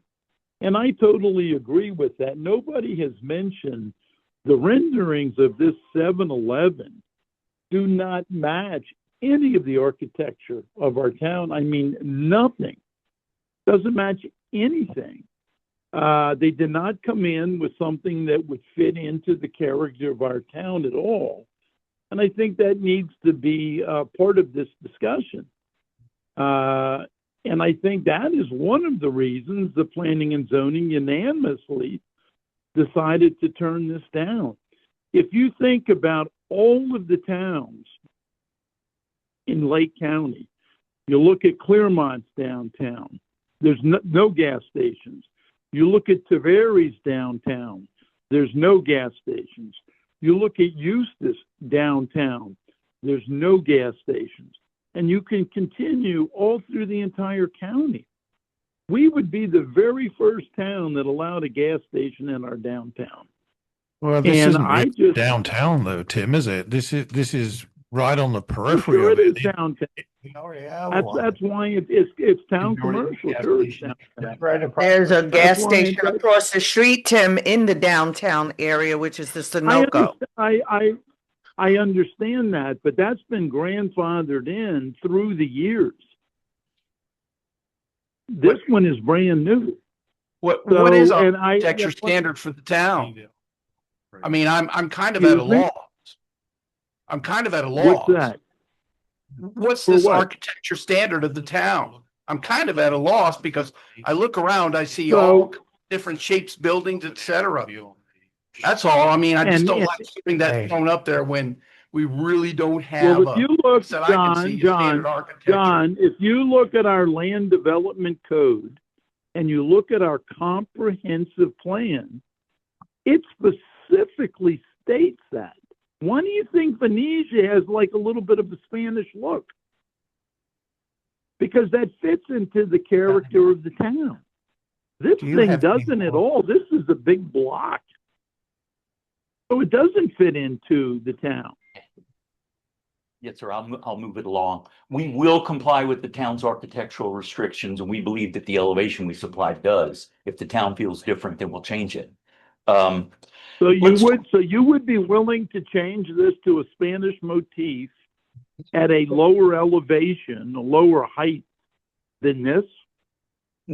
That I certainly didn't say that. I said we'd be willing to work okay. with the Well, that's town what I'm- within the architectural guidelines that the town has adopted. And I'm sorry, I think he's far away and I gotta yell, and I know that's not true. I apologize. Let's talk real quick about the Planning and Zoning Board recommendation. Everybody, even the staff report says that the denial was based on the determination that it is not compatible with the surrounding area and therefore doesn't meet the LDC standards. There is no LDC standard that says compatible with the surrounding area. It says, will such use not be detrimental to the health, safety, or general welfare of persons residing or working in the vicinity? I would So what is submit, section 4.1, 2.02? I'm just reading this from Is the that, staff. is that what you're referring to? Is that what you read directly from our land development code? Yes, sir. Okay, And- so would you repeat that? The test is, will such use not be detrimental to the health, safety, or general welfare of persons residing or working within the vicinity? And the staff report, which is the only competent substantial planning evidence we have, says with correct site design, the use can meet the health, safety, and general welfare requirements of people residing or working in the vicinity. If the use is approved, it's required to go through formal site plan. It requires meeting all aspects of the LDC. So the only competent substantial evidence of the planning says we met the requirements. Okay, well, I understand that staff report. That doesn't mean that I agree with that. So there is absolutely nothing in our town that is open past 10 a.m. Nothing. So now you want to come in and you want what? You said 10 a.m. You meant 10 p.m.? I'm sorry. It's Yes, okay. thank you. 10 p.m. 10 p.m. Nothing in our town is open past then. So now you want to come in and be 24/7. That's not compatible with our town. I'm sorry. So if you would agree to close at 10 p.m. and open at 6 or 7, I think you would have more support. Would that be an agreeable condition to 7-Eleven? Not 10 p.m. We cannot. We've agreed to the no What alcohol. would you be willing? 11 It may not be agreeable with other council members either. Nor do I think it's safe when you think about the fact that it is a location that is so vast and open as it is, for it to close at 10 p.m. and then that means that you have from 11 until what, 7 a.m., I'm not sure, this dark space. Whereas one of the conditions I know that I ask for is 24-hour surveillance and lighting. And of course, lighting that will not affect the residents in a way of shining into their homes or whatever. So, there's a couple of things going on here. And when you say about the architecture of the town, for the longest, many of us that built inside of Venezia, our single-family homes, we were trying to understand what was going on with the homes that was from the end of Venezia, what is that? Just by the school down to where the gas station is. A lot of those homes, they look a lot better now than they were. So, there is no architecture because you find, I know that you're saying that, but what you're saying and what we're seeing, Pro Tem Everline, is two different things. You have homes that are in different sizes and shapes and even colors, and things of that nature. So when we think about the architect, one of the things I also ask for in my condition is about signage and what that signage would look like, where it would match more of the bell tower, that stucco look, so it can have a prettier, more bright look to it. So when we're trying to build out an architecture so that we can begin to work on our downtown. But as of right now, there is no consistent building look to the town. All right, let's So you just like that bell tower look? Let's ask him to do that. I agree. I think that looks nice. Okay, let's just I'll wrap it up. let's just hold it there for 1 second. Mr. Mayor, thank you. There's been a lot of talk about whether people are opposed or for this. And as your attorney said earlier, it's not a popularity contest. It has to go by the standards. But I know that there were a number of emails and letters sent into the town that were in support. The people that talked here tonight are 0.8% of the population. Yep. There's 1,700 people at home or at work or doing whatever they're doing right now that you guys also represent. No, we understand, And in Mr. particular, Crawford. there was a P&Z commissioner who could not be at that meeting. I know, we all got his email as well. He wrote a letter, and I would like to note that it would not have been unanimous on Yes, that's P&Z if correct. he was in support of the project. We got that. Lastly, I'll just close. I could go on and talk about the neighbors' issues a whole bunch, but unless you want me to, I'm not. I'm gonna try to get out of here in time. Okay, This project has donated significant property. We've paid millions and have millions more to pay in impact fees and many thousands in property taxes. And we're agreeing to pay almost $1 million for a traffic signal that honestly, legally, we don't have to. We're asking to be cooperative with the town. I understand. Work with you. And with that, lastly, though, my 7-Eleven rep said that in his experience, the 24/7 stores, which by the way, they won't operate in high crime areas, but they are safer and have lower crime instances than the stores that close because of what the counselor talked about the dark space and it being a safe space for ne'er-do-wells. Well, we did have the gas station that was robbed right opposite the police station when it was closed. So yeah, we kind of get that.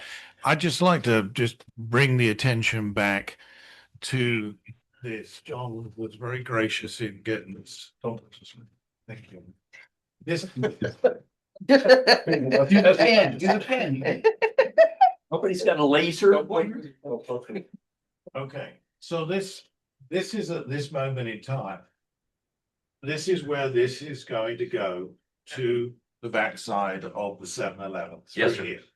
So if they come down here, if we do not get the cut through here to go there, they will have to come down here and turn about there, which is exactly where the school bus does, where they pick the children up down here. And that was really what my safety issue was for the children. If the cut through is there, they can come down there, go down there. The kids are down here, they're out of harm's way. If they come down here and they have to do a U-turn there, this, tell me if I'm wrong, Renee, is right where the kids are. Yeah. And if they miss that, or if we move the bus stop down to here, you can see here, it's gone into 2-lane from 4-lane, and there's no way for that school bus to do a U-turn. I certainly see that, and we are 100% in agreement that we want to. Any kind of language that says we shall use best efforts. And I don't know of an alternative plan, but we could put our traffic engineers on it to try to figure one out if it didn't go through. Well, but we can make it conditional. Yes, sir. Yes. I understand. I would acquiesce to my attorney whether that would be appropriate, but I think it's a considerable issue. I don't have a problem with the gas station per se. I think there are also some major benefits. Once it's anchored, we will have other businesses come inside of there. Not least, obviously, there is stuff going on with ad valorem taxes, which having additional commercial is going to be critical to this town. I don't think we have an issue with the police. We have plenty of police officers to be able to do that. And in some ways, it benefits us because it keeps them in town instead of having to go out of town in order to get snacks and coffee and what have you. There you go. Plus the fact, I don't have a problem with the renderings as we've got. They're certainly better than the two they've just put into Tavares, and they're really nice. The one that they've just put on 27, just north of 48 on the left-hand side. So I don't have a problem with all of that. At this moment in time, my focus is on the safety of the children. I completely understand. And I don't know what the workaround that is, because I don't believe we can make the pickup in a different place, because then the school bus is not going to be able to do a U-turn. Or we get the cut through and then that problem partially goes away. I'm not terribly enamored with the fact that so much traffic has got to come into Venezia, even through that cut through. Yeah. That's a problem to me, and I would really like to see some other way from that other entrance. And I'm fairly confident when I met with Mr. Roberts and his team, there was something that they showed me that showed that that was going to be able, the people were going to be able to access that from both After the directions. lot 4 down on the very north Yes. end. So I think that's I may be wrong. Well, and when we get to lot 4 for a site plan approval, that may very well be able to be, again, it's not up to us, but we can certainly try. We'd love to have that extra right in, right out at the far end. We've made our case. I completely understand the town's concerns and issues. I think they're completely appropriate, and we're at your mercy, and we want to be your partner. I'd like to make a motion. Actually, but before you do that, I was. could we hear, is it permissible for us to ask our public service? That's who I wanted to hear. Now, To give us Director. an idea what Yeah. he thinks Well, they are. of adding this to Oregon. an area he's gonna have to wind up probably working around. Do you have any particular questions, or you're just looking for their general? I thought, what's his general opinion of having a gas station there? Because Morgan's responsible. Well, maybe not so much of his opinion, but the pros and the cons on how. Well, we it can ask would- for his professional input. How's that? Yeah. He's the director of public works. Good evening, council, residents, guests, developers. I don't have a personal opinion on this, whether it's a gas station, whether it's not, the hours that it's open. I have no opinion on any of that. My professional opinion of whether the town would benefit from a operations and a logistics standpoint of having another gas station in town. I think, especially when it comes to emergencies, when we have a hurricane coming or, something like that. I know that the small gas station we have now runs out of gas fairly quickly. It does not have diesel. We have diesel powered equipment, tractors, all of our backup generators are diesel, for our plants, for our police department.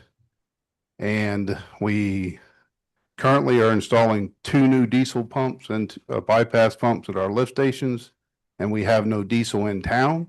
We have to go out and get that diesel to bring it back into town. And if they're going to have generator backup services during a storm, I think that would be a great benefit, not only for the town as an operations standpoint, but something I guess that hasn't been mentioned is we have a gas station now that has 4 pumps that service this entire town. During a storm, that gas station runs out very quickly. We actually have to go over and ask the owner to hold back a little bit just so the town has enough gas to service its police department and its public services department. So we have a little bit, because they'll run out of gas while we're here working. And we ask them to hold back a little bit. If you add the additional residents that's coming into this town over the next, few years, I don't see how that one gas station, especially in an emergency time where we have a storm coming or something like that, how it could service, if it's not servicing the town now and has enough fuel to supply all the residents in town, when we get an additional thousands, 2,000 people in this town, 5,000 people, up to a population over the next 5 years, I think we're projected to be up to close to 10,000 people in this town. I don't know how that one little gas station will service. That's the only opinion I have on it. Where it's at, which kind of gas station it is, I have no opinion on that. Thank you. You're welcome, the police chief, to come and talk. I didn't recognize you with your beanie on.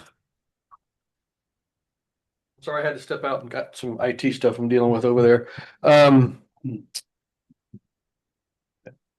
my role is not really to approve or disapprove of this. Mine is to make sure that we have the resources to handle anything that, comes our way.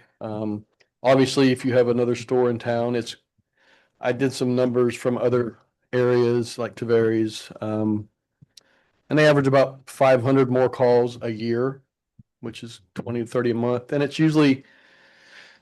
not, hypodermic needles on the ground. It's not, you know, batteries. It's not robberies. It's retail theft. It's loitering. It's trespassers, people they don't want there. Gas drives off. People drive off without paying. It's that kind of stuff. And obviously, just common sense. It will tax our current workforce, and obviously, as we get bigger, we have to start planning for more officers. That's my concern. Traffic was my only concern. Not knowing how traffic can be routed, that's obviously a concern because with new traffic patterns comes accidents, unfortunately.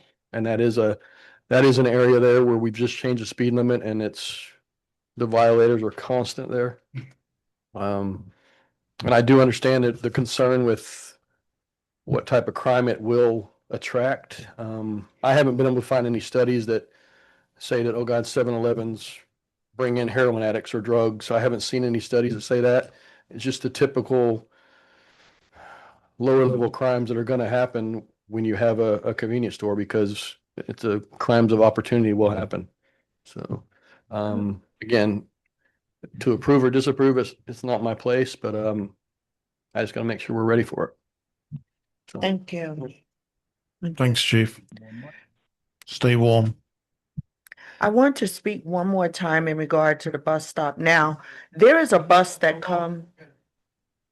there's a bus that school bus that comes down, I think it's because the child goes to a special school and they make the turnaround on the cul-de-sac.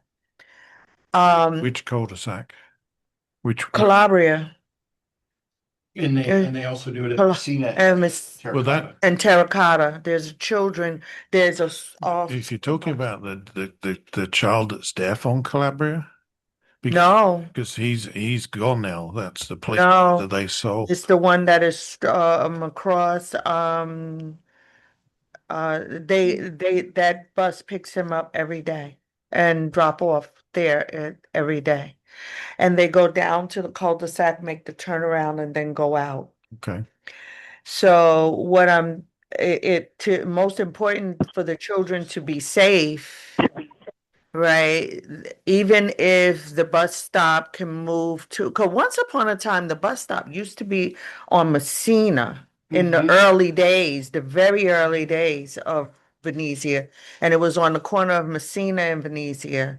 So there are, because I'm concerned about the cut. I'm wondering how does that cut through how that would work, that turnaround. That's the thing. Well, that's my map. So maybe we should move it down the road until they get approval for the cut through. If that cut through is there, then that's all they got to do. The only other way is you say if they come down here that they pick and drop off this person when they come back, is that the rest of the kids are done on this part so that they're not where these people have got to do a U-turn if it's not approved. Yeah, the bus used to do a 3-point turn down there. It would come down at the end, turn, back up, turn, go back up, pick up the kids who were a little bit further up that street. Because in the very early days, that bus stop, before it was even anywhere near built up the way it is, and the townhouses weren't even a thought. They were on Messina and Venezia Boulevard, and that's where they would pick their children up. Now, how that bus turned around, I'm not sure, because the model was on that corner. Dreamfinder's model was right there, and the kids were being picked up right there. The children, and I don't know if there are children. So the children that live in townhouses, if they want to pick the bus up, so they're coming out of Murano Way, crossing over median to be picked up on the other side of the road at this moment in time. Correct. So whichever way you go, those kids are going to come out of there where there is the potential for that U-turn to be done there. That's a safety hazard. That's all I'm saying. I agree with you. So I don't know whether if we move that, the only other way Is is to if they come out there and the pickup point is down here. So when the bus comes in, it can do whatever it's U-turn in Calabria and then picks them up and drops them off on the way back on the right side of the road. That would be about the only fix if the cut through wasn't done. Well, what I'm proposing is that I'm concerned about the cut through. I have a couple of concerns about the cut through. So what I'm proposing is even with the children coming over from the townhouses, crossing over to get to the bus stop, there's a certain amount of, concern with that. But if they can be on the right-hand side of Venezia Boulevard, further down towards where the wall that divides the single family from the commercial and the townhouse. That might be a safer location, period. I don't know. I'm not a FDOT engineer, if but it gets done, and one of the problems is that it's very difficult and maybe a little unfair to the developer to make it a condition because it's a condition that they can't necessarily comply with, and they're going to spend a lot of money in order to get to the point where they could even go to FDOT and ask them the question. So if we were able to move that so that the children were not down there, because as Mr. Crawford said also, whether you have the gas station there or not, you've still got the same problem. That's true. So, if we can eliminate the safety issue with the children, then I think that we've got something to go with. But I don't think that we can necessarily approve this with condition that cut through is there, because I don't know how that will even work. I don't It'd have. be great if it can be there. I don't have the confidence on the cut through, to be honest. I mean, if I just, as far as having the cut through, I think that it's just going to create a lot of the cut through the median. Is that what we're talking? Yeah.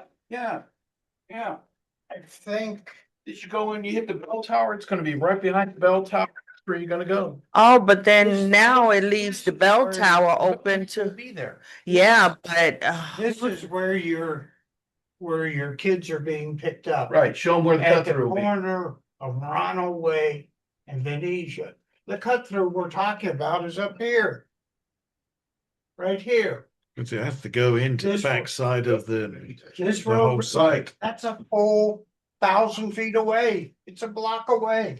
If it gets there, If the cut through gets there, it'll yes. get there. That's the key thing. Okay. If it's to be approved and we cannot make it conditional on the cut through, then we would have to ensure somehow.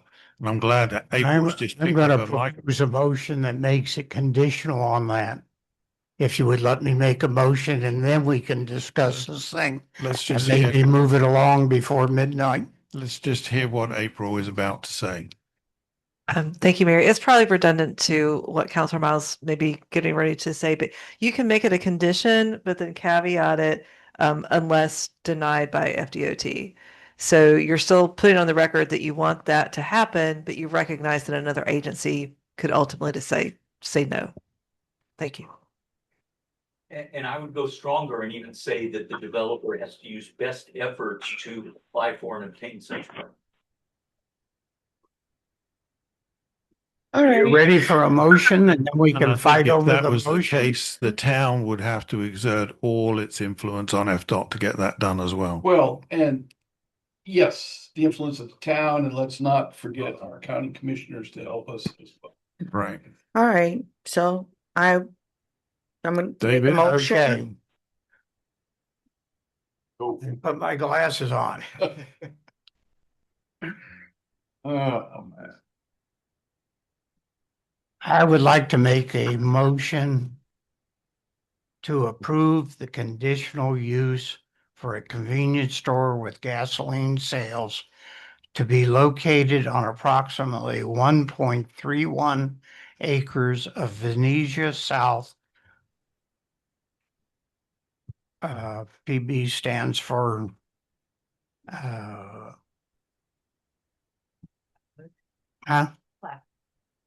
Plat book. Plat book. Plat book. book 65, page 92 to 97, track JJ, subject to the following conditions. And I have somewhere between 8 and 10 because I think 2 of them will be controversial. Can you make sure you tick these off your list, please, April, as we go along? Okay. Condition number 1. The proposed use will comply with the regulations and conditions specified in the codes for such use.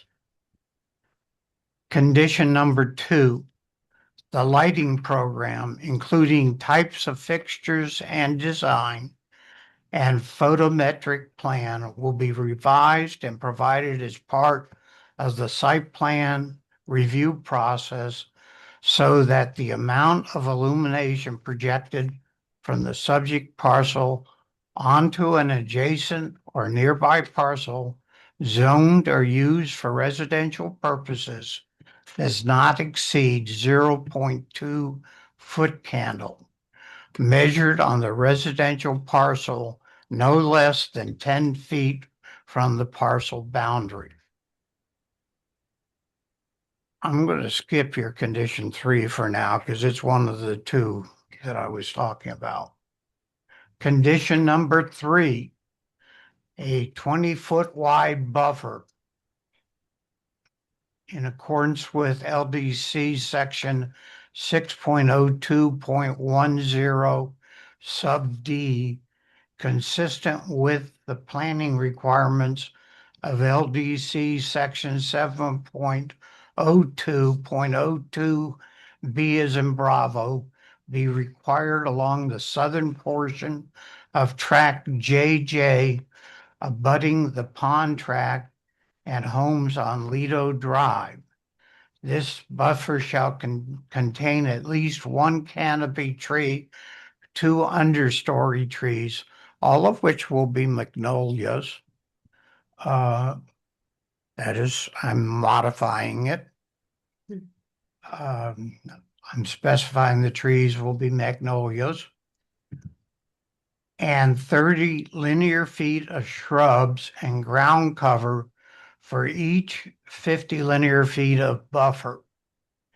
Canopy trees shall be located at least 7.5 feet and no more than 10 feet from sidewalks and other walkways in order to provide shade while minimizing conflict between tree roots and sidewalks. Natural vegetation may meet the requirements if substantial enough. Number 4.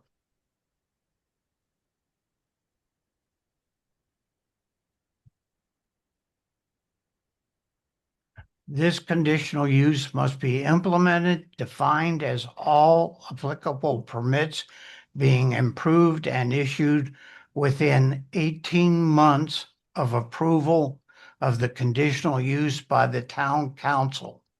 Otherwise, it will expire. I don't know if 18 months is. Let's make that 2 years. 24. 24 months, within 24 months. Florida doesn't move very fast. Number 5, per the traffic engineer recommendation, add a break. This is conditional use number 5. Per traffic engineer recommendation, add a break in Venetia Boulevard median and stripe a left turn only lane to allow access. And I don't know what the name of the street is up there, that little 1 block Lido. thing. Part of Lido. It's part Palazzo, yes. That's Palazzo to allow access to Palazzo Drive.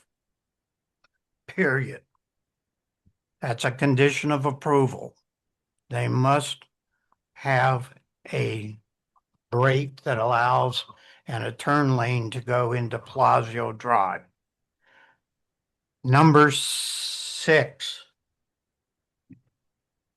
allow for up to 24-hour-a-day operation.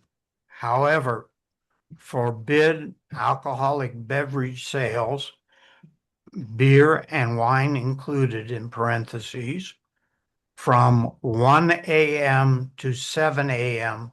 per town code. And you can insert the code number there if you need to.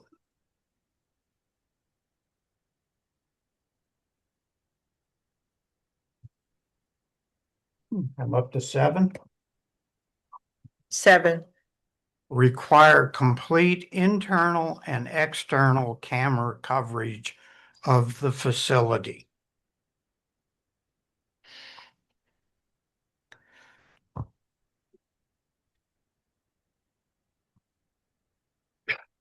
8, provide working with the town for the preparation of a warrant for approval of a traffic light at the intersection of Venetia Drive. Boulevard. Boulevard. Venetia Boulevard and State Route 19.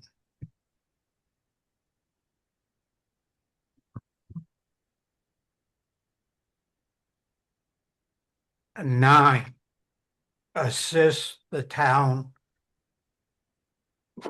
Excuse me. Bless you. Assist town with modifications to the school bus pickup point currently at Morano Way and Venetia Boulevard as necessary to ensure completion of the project.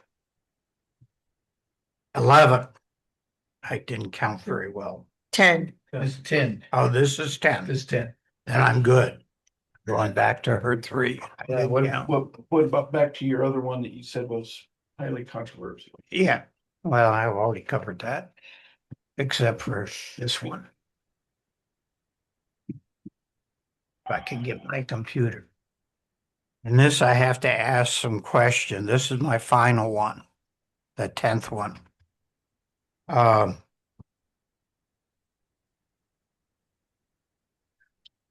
On the architectural approval, I have no problem with their design.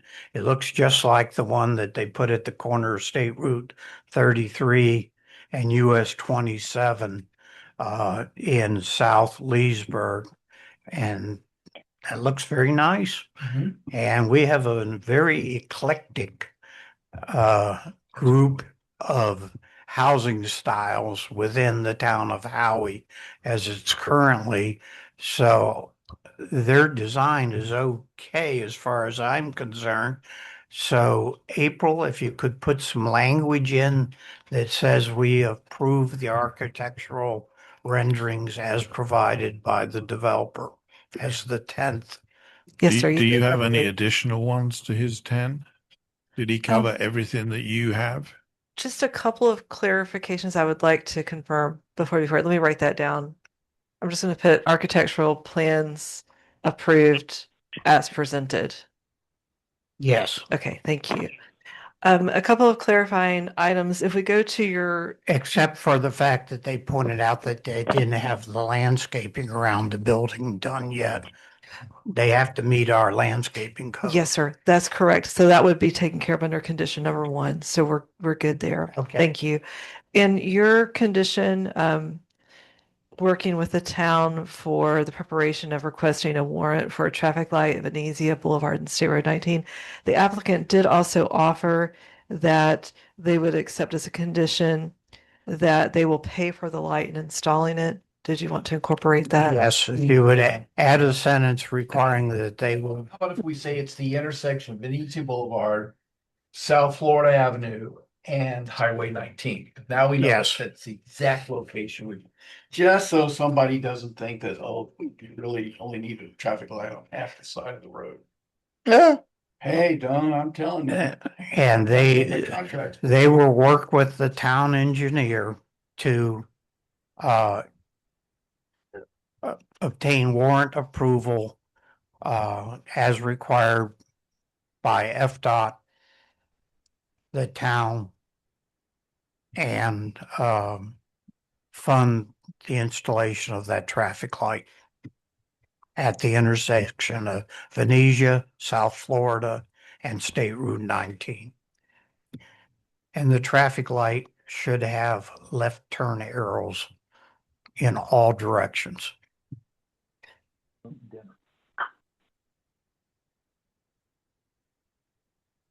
Thank you for that clarification. The next item, just wanted to clarify the complete camera coverage of the whole property. Does that include 24-hour surveillance and lighting as was discussed? Yes, that's, Yeah, it'll be, that's one of my. it's 24 hours a day camera coverage, Okay. both monitoring? inside and outside. Okay. And then I the think- lighting. I think That was- I've covered just about every logical Yes, sir. concern that's been Nothing expressed else on tonight. your notes, April? The last thing I would address, if it pleases the council, with respect to the buffering, I don't know the dimensions of what they showed you tonight. So I don't know if you wanted to be as specific as the language that I have in my staff recommendation, or just to include that you would accept their buffering as showed. I would accept the pull that language, and I would accept the buffering as shown on the displays tonight, which had an understory and a line of an understory shrubs, a fence, and the fence should be the fence should be a wire fence to match the one along Venetia on the first block, and a brown vinyl fence to match the fencing in the HOA Well, it's putty. requirement for the Putty. Venetia. It's called putty. Yeah. beige. Yeah, it's called Right. putty. Is it- Right. So are we speaking about the fence that has the pedestrian gate? No.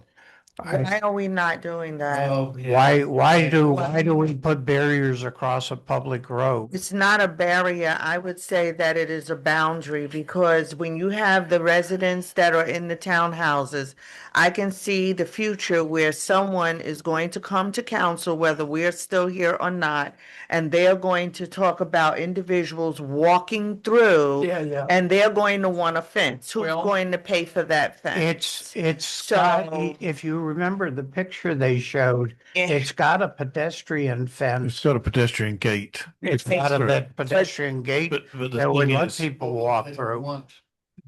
But remember, he said. But you know, they may not want it today, but what happens in the way, eventually when they try walking, people are walking in my community, they will. Potential reason Hey, for wait, not to do one that. second, David. So what happens next is that they will come to council and they will expect the town to pay for a barrier that it can be put in while it's getting built out.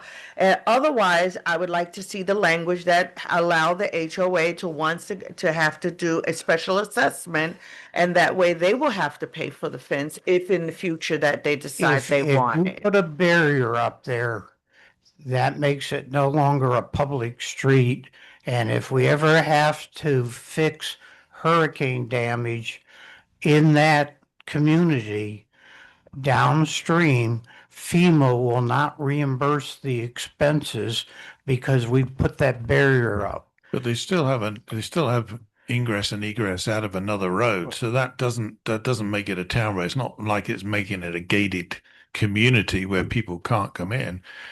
I do understand what Renee is saying, and maybe before this gets to that position, because we've still got a long way to go on this, whether or not the HOA puts letters out to them and asking them whether they want it or they don't want it. And then depending on what the result is, it gets done or it doesn't get done. And that way, if further down the line they say that they didn't want it done and they do, well, then that's down them to pay for it. Yes, that could be decided at a later point in time. I'm not going to make it part of my motion. If during the site plan approval, that's something that we can separately argue about. Otherwise, I would like you to make that a separate amendment to my motion because I'm not going to put it in my motion. I was going to say, as it stands, if Councilor Miles is stopped at 12 points, No, he's there's still a at 10. or 10. Sorry, It's got 10. That's Then because Yeah, I know. then there's as a point of order, there's a motion on the floor. Yeah, I'm gonna second his motion. I have no problem with second, Councilor Miles' motion. I just want to make sure just that wanna make April's got sure. everything in it. Yeah, that it have everything in it, and that's the only part that I want. I second his motion to approve. It's just that I want to make sure that everything that we would like to see is in it, and that I need to, for me, because I know the human side of I things. know. When everything gets built out and everything is wonderful, and then now we have individuals deciding they want to take a walk to see what's back behind the, where the townhouses are. Next, the town will receive complaints about, we have people walking in our community because they're right there. Someone needs to put a fence.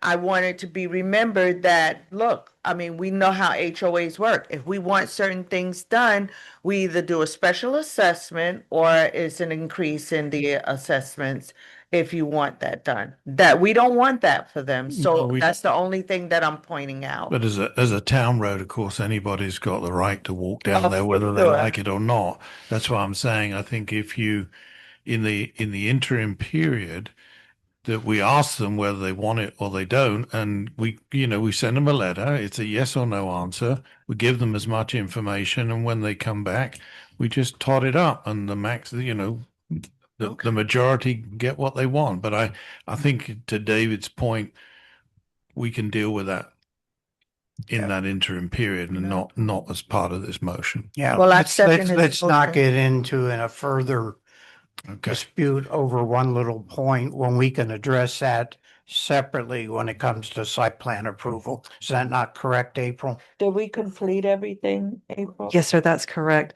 The only other thing that was mentioned, but I don't know if this is something that you want to do, there was the comment about signage that looks like the bell tower at the Yeah. entrance. Well, I think that one of the conversations, and I did in my my conversation with the developers and their team, and that is that we want pretty signs. We don't want just like plastic or, we want it to look similar to the bell tower, whereas at the monument, correct me. Yeah, they help they me have. out, help me out. We're Was it monument? You. yeah. Required monument signs already. But But what you would like 11, we'll make an 11 point. Number 11 is that all signage will be attractive monument signs. Like the bell tower. Like Stucco, similar to the. similar to the bell tower. And each of those signs is going to be of the same ilk for whatever they put in there. So Yes, and that is what's going to happen, right? Or no, or on all the parcels, the signage, yeah. Yes. okay. Yes, yes. Thank you. We're nearly there. Mr. Mayor, can I ask for a clarification on number 5? That was it. I wrote down the per traffic engineer recommendation, stripe a left turn only to allow access to Palazzo Drive. And something about the median cut. That's the Yes, median to cut that make we've been talking to about? make Yes. the median cut and to stripe the road for a left turn. The low Venezia at that point's 2 lanes, so convert one of the lanes into a left turn only lane. Because it's really close. And when people come from the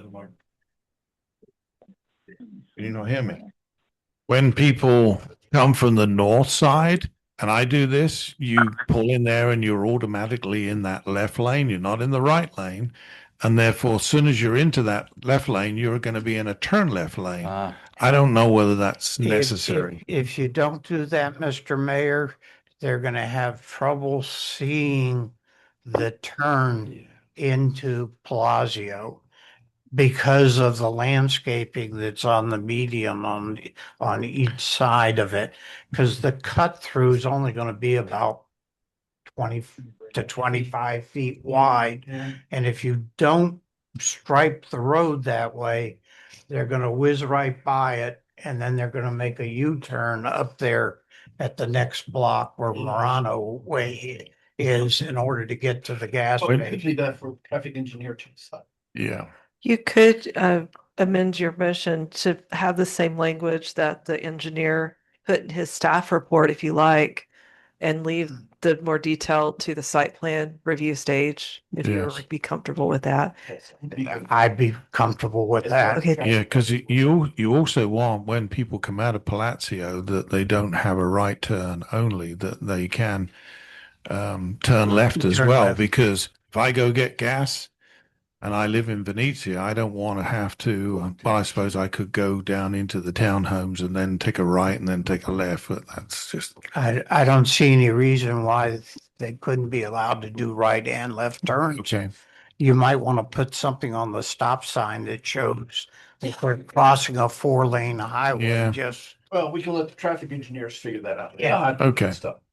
And so I've captured Are you the, amending the fifth point to be Don Griffey's comment? Yes. May I ask, is condition number 5, because I know we also have condition number 9, which is work with the town to move the school bus stop if needed, or I was. If So needed. is that if the cut through isn't approved by FDOT? Correct. I don't know. That's not what David was asking. No. David was saying if you don't get the cut through, you don't get the. Right. You don't get. So we got to move the bus Do it. stop. No, the bus stop, I put that one in only because it's a full block away. But if we need to relocate it for whatever reason, Okay. that if there's any cost related to that, Okay. that you would work with us and the school board in moving the bus stop. 100% fine with that. Is there an FDO approval out in the cut through access to Palazzo? Because that's what we've discussed we think can happen. But if it can't, then we'll have to move the bus stop and do something. Tell him, something David. different. Hey, I would like you to have your best effort to make it happen. I love that And language. we'll work with you to the best of our ability, but it's still a prohibition. It is a condition. There must be a cut through there. Well, then it's not best efforts. It's just That's black and white. That's only if. But what is the that, language from right? the traffic engineer? so Traffic engineer. Don Griffey, the engineers, his Yeah. staff report said a median, Would you read it? yes, sir. Oh, a median opening will be needed on Venezia Boulevard at the rear access road, and then he put in parentheses Palazzo Drive. So a condition that says the developer shall apply for and use best efforts to diligently pursue the cut through.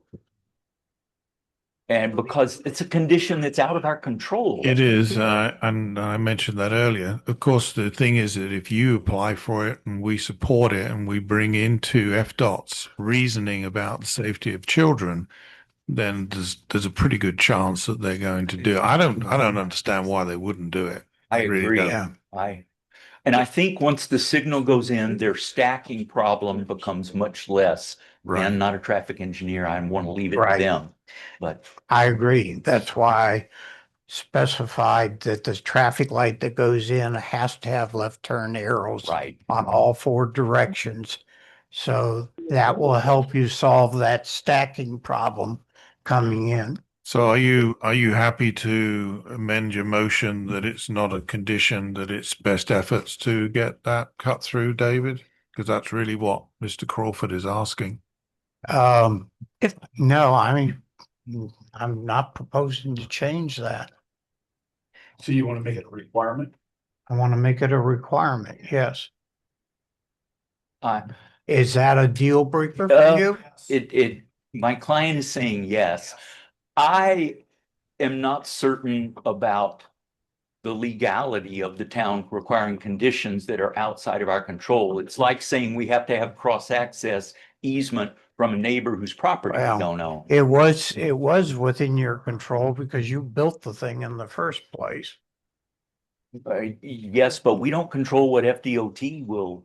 But FDOT didn't want them to have it there the first time round, so they may not want it the second time round.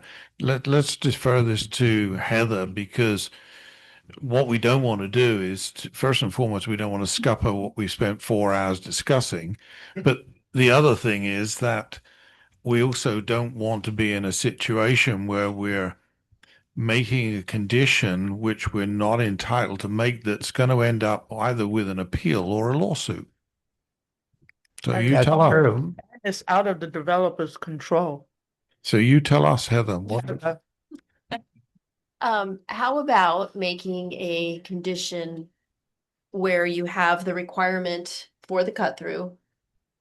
And if that doesn't work, I mean, but there can't just be the best efforts language. It's very difficult to show the town that best efforts have been done unless the town is part of it.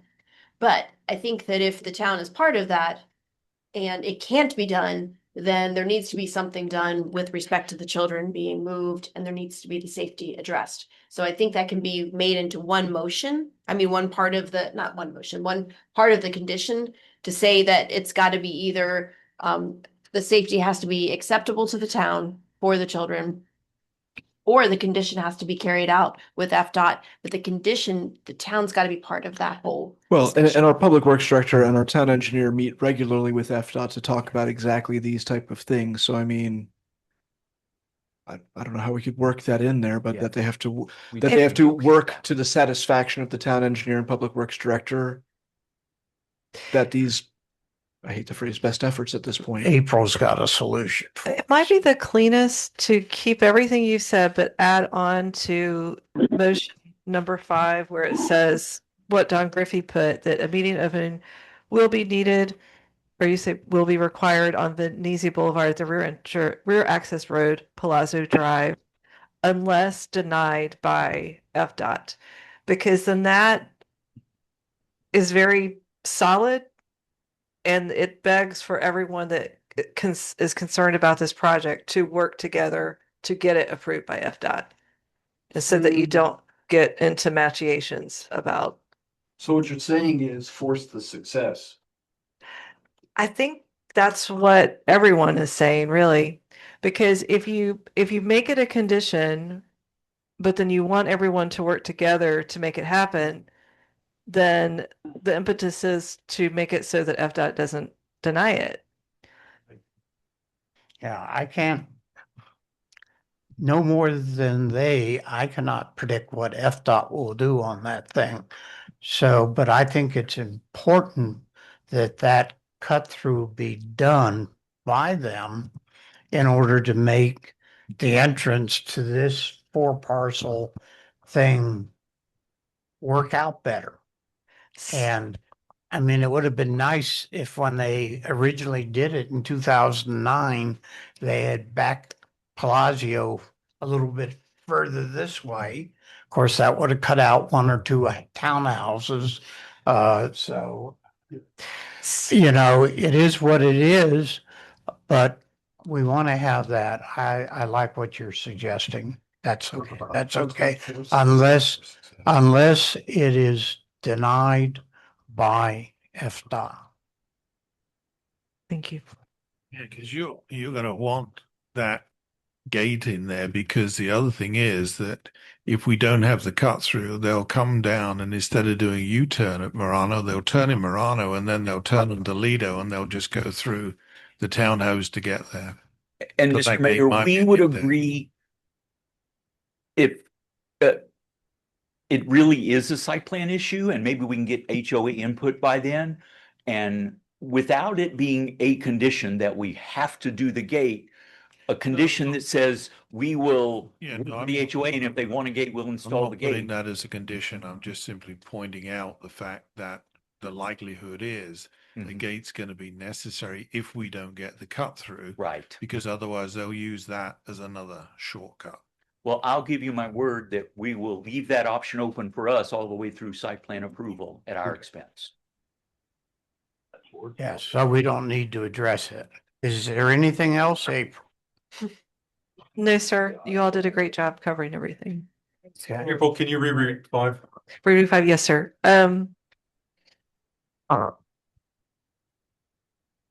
A median opening will be required on Venezia Boulevard at the rear access road, Palazzo Drive, unless it is denied by FDOT. Okay, so we have a motion. We have still a second. So John, we need a roll call vote, please.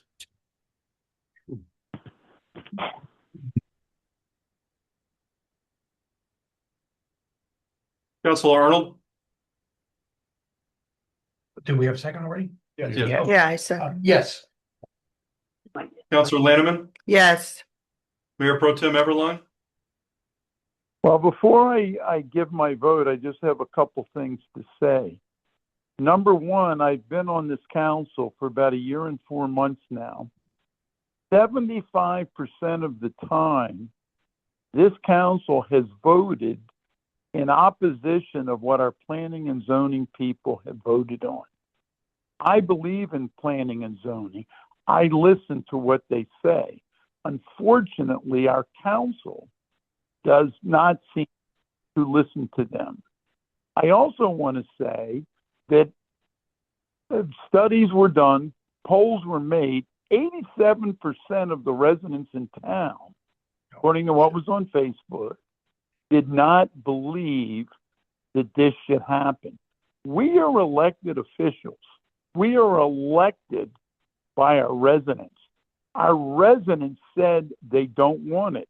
And I want each of you in the council to remember that in the next election. I believe in the residents of this town. I also want to mention that this rendering that is on 27, the facility on 27 is not anywhere near any homes. It sits on the intersection of 33 and 27, around nothing. Ours is going to be right in our town. So I am a unanimous no.